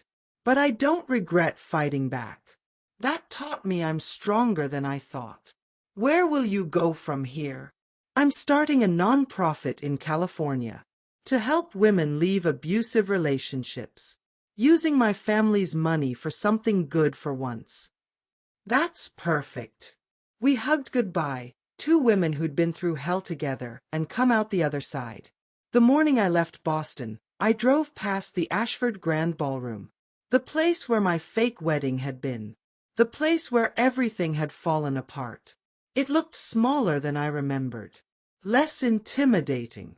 Just a building, just a memory. I kept driving. Sometimes the biggest victory isn't the verdict or the settlement. It's choosing to move forward instead of staying trapped in the past. Have you ever had to make that choice? Share your story below. Ischos Portland, Oregon. Not because I had connections there, or because it was strategic for business. I chose it because when I visited for a weekend to explore potential cities, I sat in a coffee shop watching rain streak down the windows, and for the first time in 2 years, I felt like I could breathe. No one knew my story here. No one looked at me and saw the woman who'd sued Dominic Ashford. I was just another person starting over in a city full of people starting over. I found an apartment in the Pearl District, nothing fancy, but bright and modern with big windows that let in light. I furnished it slowly, deliberately, choosing each piece myself instead of rushing. A blue couch because I liked the color. Artwork from local artists because it made me smile. Plants because I'd never had time to care for them before. This was mine. Built by me, for me, with no one else's input or agenda. L'Orange Solutions 2.0 launched 6 months after I arrived in Portland. I'd learned from my mistakes.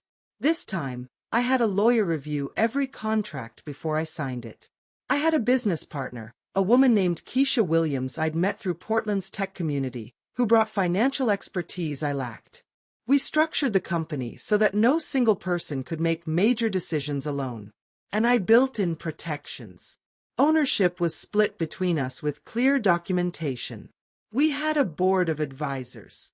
Everything was transparent, legal, airtight. The software was better than the original L'Orange Solutions. My team at Catalyst had helped me see limitations in the old design, and I'd rebuilt it from the ground up. Faster, more intuitive, more powerful. Our first client was a homeless shelter in Portland. Then a food bank. Then a network of women's shelters across Oregon. Within a year, we had 35 clients. Within 2 years, we had offices in Portland and Seattle, with 15 employees and annual revenue of $3 million. I'd built something bigger and better than what Dominic had stolen. And this time, no one could take it from me. But success wasn't just about the business. I started seeing a therapist named Dr. Jennifer Kim 6 months after moving to Portland. I'd resisted therapy for so long, thinking I could just push through the trauma. But the nightmares didn't stop. The hypervigilance didn't fade. I'd jump every time someone knocked on my door, panic when I got unexpected phone calls. Dr. Kim helped me understand that what I'd been through wasn't just a business dispute or a bad breakup. It was systematic abuse and manipulation that had rewired my ability to trust. Healing isn't linear, she told me during one session. Some days you'll feel strong and whole. Other days you'll feel broken all over again. Both are okay. Both are part of the process. She was right. Some days I felt invincible, a woman who'd fought a billionaire and won, who'd rebuilt her life from ashes. Other days I felt small and damaged, wondering if I'd ever fully recover from what Dominic had done. But the good days started outnumbering the bad ones. Maya visited every few months. She'd found a new job in Seattle, met someone she was serious about, was building her own happy life. "I'm proud of you," she said during one visit, sitting on my blue couch drinking wine. "You could have let this destroy you. Instead, you used it to become stronger." "I don't feel strong most of the time." "That's because you're comparing yourself to some impossible standard. Simone, you survived something that would have broken most people. You fought back when everyone told you to give up. You rebuilt when it would have been easier to quit.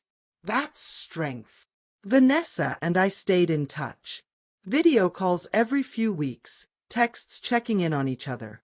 Her nonprofit, called Second Chances, was thriving in California. She'd helped over 200 women leave abusive relationships in the first 2 years, providing legal support, housing assistance, and counseling. "I'm doing what I wish someone had done for me," she told me during one call. "Making sure women know they have options. That they don't have to stay with men who hurt them just because those men have money and power. You're doing important work. So are you. We both turned our pain into purpose. That's not nothing." She was dating someone new, a professor at Berkeley who knew her whole story and loved her anyway. She seemed happy in a way I'd never seen during her marriage to Dominic. As for Dominic himself, I made a conscious choice not to follow his story. I didn't search for news about his time in prison, didn't check to see if he'd filed appeals, didn't track his every move the way he'd once tracked mine. He'd taken enough of my life. I wasn't giving him another second. But about 18 months after I moved to Portland, Rebecca called with an update I hadn't asked for. "Dominic's mother passed away," she said. Constance Ashford. Heart attack, apparently. I waited to feel something. Sadness, satisfaction, anything. But there was just numbness. Okay, I said. Thanks for letting me know. There's more. Catherine Ashford reached out. She wants to talk to you. Catherine. Dominic's aunt, who'd sent me to Rebecca in the first place. Who'd helped me when no one else in that family would. I agreed to a phone call. Simone, Catherine said when we connected. Thank you for taking this. I know you don't owe my family anything after what we put you through. What did you want to talk about? My mother's will.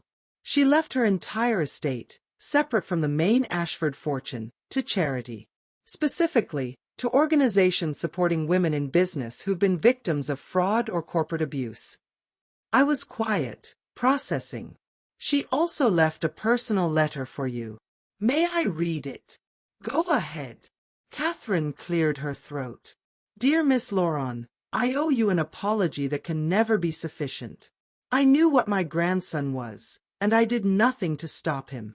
I told myself it wasn't my place to interfere, that you were an adult who should have protected yourself. I was wrong. My inaction made me complicit in your suffering. I cannot undo the harm my family caused you, but I can ensure that my resources help prevent it from happening to others. I hope you can someday forgive not just Dominic, but all of us who failed you. Sincerely, Constance Ashford. I felt tears on my cheeks and was surprised by them. She knew, I said quietly. She knew what he was doing, and she let it happen anyway. Yes. And I think the guilt haunted her until the end. The letter was dated 3 days before she died. She'd been working on her will, restructuring everything to support women like you. Too little, too late. I know. But Simone, she set up a foundation with $50 million. It will fund legal support for women fighting corporate fraud, business loans for women rebuilding after abuse, and scholarships for women in STEM fields. She wanted you to sit on the board, to help decide how the money gets used. $50 million.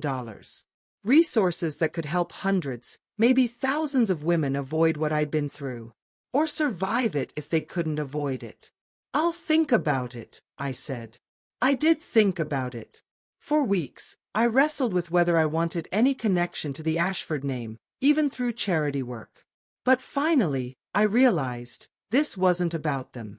This was about using their money built on generations of privilege and harm, to actually help people. I agreed to join the board.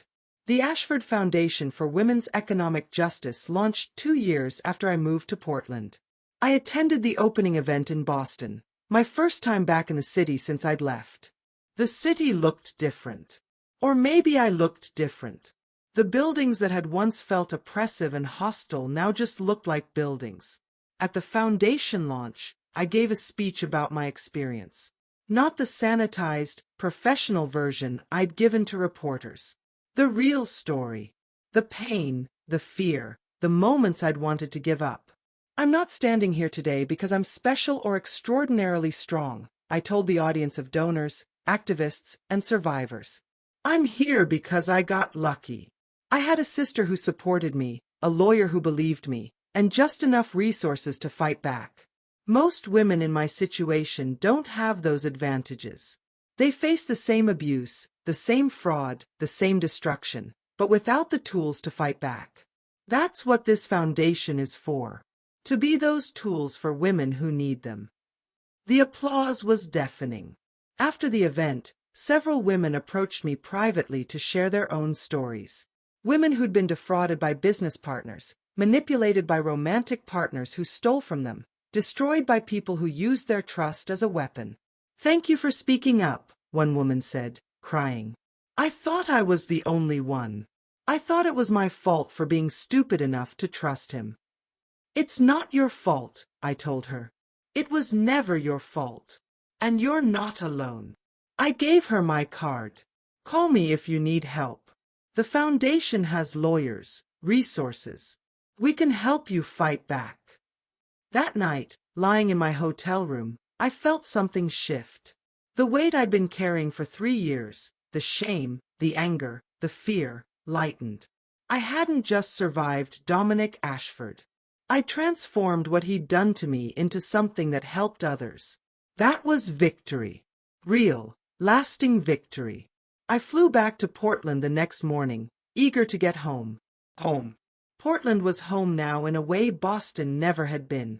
This was where I'd rebuilt myself, where I'd created a life on my own terms. Laurent Solutions continued to grow. By year 3, we expanded to California and Colorado. By year 4, we had 80 employees and revenue of $12 million. But more importantly, we were making a difference. Our software helped nonprofits serve more people more efficiently. Food banks could track inventory better, reducing waste. Homeless shelters could coordinate services across organizations, making sure people didn't fall through the cracks. We weren't just building a business. We were building something that mattered. On the 5-year anniversary of the day I'd walked into that ballroom and found Dominic marrying someone else, I threw a party. Not a pity party or a revenge celebration. A genuine celebration of how far I'd come. Maya flew in from Seattle with her fiancé. Vanessa came from California. Rebecca came from Boston. David Park came from who knows where. He traveled constantly now, investing in social impact startups. Keisha, my business partner, hosted at her beautiful house in the hills overlooking Portland. We ate, drank, laughed, and told stories. Not just about the fight with Dominic, but about everything we'd built since. The lives we'd created. The people we'd become. To Simone, Vanessa raised her glass. Who taught us all that you can survive betrayal and come out stronger. To fighting back, Maya added. To building something beautiful from the ashes, Rebecca said. To starting over as many times as it takes, David said. To friendship and found family, Keisha added. I raised my own glass. To all of you. I didn't survive this alone. I survived because you refused to let me face it alone. Thank you. For everything. We drank, and I looked around at these people who'd stood by me through the darkest period of my life. This was success. Not the money in my bank account or the size of my company. This. People who loved me, believed in me, fought for me. Later that night, as people were leaving, Vanessa pulled me aside. I have news, she said, smiling. I'm engaged. Vanessa. That's amazing. And I want you to be my maid of honor. A real wedding this time, for someone who actually loves me. I'd be honored. Also, I reached out to Dominic's lawyer. He's eligible for parole in 3 years. I wanted you to know in case you want to submit a statement to the parole board. The mention of Dominic's name didn't hurt the way it once had. It was just information, not a trigger. I'll think about it, I said. But honestly, I don't spend much time thinking about him anymore. He's not worth the energy. Good. That's exactly where you should be. After everyone left, I stood on Keisha's deck looking out at the Portland lights. The city spread below me, full of possibility and promise. 5 years ago, I'd lost everything. My company, my home, my sense of self. I'd been betrayed by someone I loved, destroyed by people with more power and resources than I could fight. But I'd fought anyway. And I'd won. Not just in court, but in life. I'd rebuilt everything he'd taken and added things he'd never understood. Purpose, community, genuine connection. Dominic was in prison, his reputation destroyed, his future bleak. I was in Portland, running a successful company, helping people, surrounded by people who loved me. Who really won? My phone buzzed. A text from an unknown number. For a second, my heart raced, old instincts from years of harassment and threats. But it wasn't Dominic. It was a woman named Sarah, who'd heard my speech at the foundation launch. Miss Laurent, I'm in a situation similar to what you went through. My business partner is trying to force me out of the company we built together.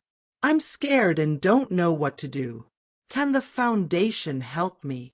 I smiled and typed back. Yes. We can help. Call this number tomorrow morning and ask for Lisa in our legal department. Tell her I sent you. You're not alone in this fight. I hit send and looked back out at the city. This was my life now. Not just surviving, but thriving. Not just healing, but helping others heal. Dominic had tried to make me nothing. Instead, he'd made me someone who could look another scared woman in the eye and say, "You're not alone. You can fight back. You can survive this. And you can build something beautiful on the other side." That night, I slept better than I had in 5 years. No nightmares, no anxiety, no fear. Just peace. Epilogue. 3 years later. I'm sitting in my office at Loron Solutions headquarters in Portland. We moved to a bigger building last year, needed the space for our 150 employees. Through my window, I can see Mount Hood in the distance, snow-capped and beautiful. My calendar shows back-to-back meetings today. A call with a potential client in New York. A strategy session with Keisha about expanding to the East Coast. An interview with a reporter from Forbes who's doing a feature on women-led tech companies making social impact. Tomorrow, I'm flying to San Francisco for Vanessa's wedding. Her second marriage, but her first real one. I've already written my maid of honor speech. Next month, I'm keynoting a conference on corporate fraud and how to protect yourself from business betrayal. 500 women will be there, all looking for the tools and knowledge to avoid what happened to me. My phone rings. It's Rebecca. "Hey," I answer. "What's up?" "Dominic's parole hearing is next week. Did you submit a statement?" I had. It was brief. Yes. I kept it simple. Said he'd shown no remorse, that he'd traumatized multiple victims, and that he should serve his full sentence. The parole board will take it into consideration. There are also statements from several of his fraud victims. I think he'll be denied. Good. We chat for a few more minutes about other things, her new case, her daughter's graduation, life. After we hang up, I pull out the framed photo on my desk. Me, Maya, Vanessa, Rebecca, and Keisha at Vanessa's engagement party. We're all laughing, glasses raised, genuinely happy. These are my people. My family. The ones who stood by me when the world tried to crush me. I survived Dominic Ashford's attempt to destroy me. But more than that, I used what he did to become someone stronger, kinder, more purposeful than I ever could have been otherwise. He tried to teach me that trust was weakness, that kindness was foolishness, that fighting back was futile.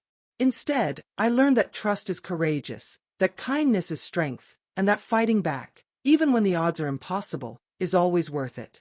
My phone buzzes with an email. It's from Sarah, the woman who'd reached out 3 years ago after my speech. "Simone, I wanted you to know, I won my case today. The judge ruled in my favor, and I'm getting my company back. Thank you for connecting me with the foundation, for believing me when no one else did. You saved my life." I read it twice, tears streaming down my face. This is why I survived. Not just for myself, but for every woman who comes after me. Every person who gets betrayed, manipulated, destroyed by someone who thinks power makes them untouchable.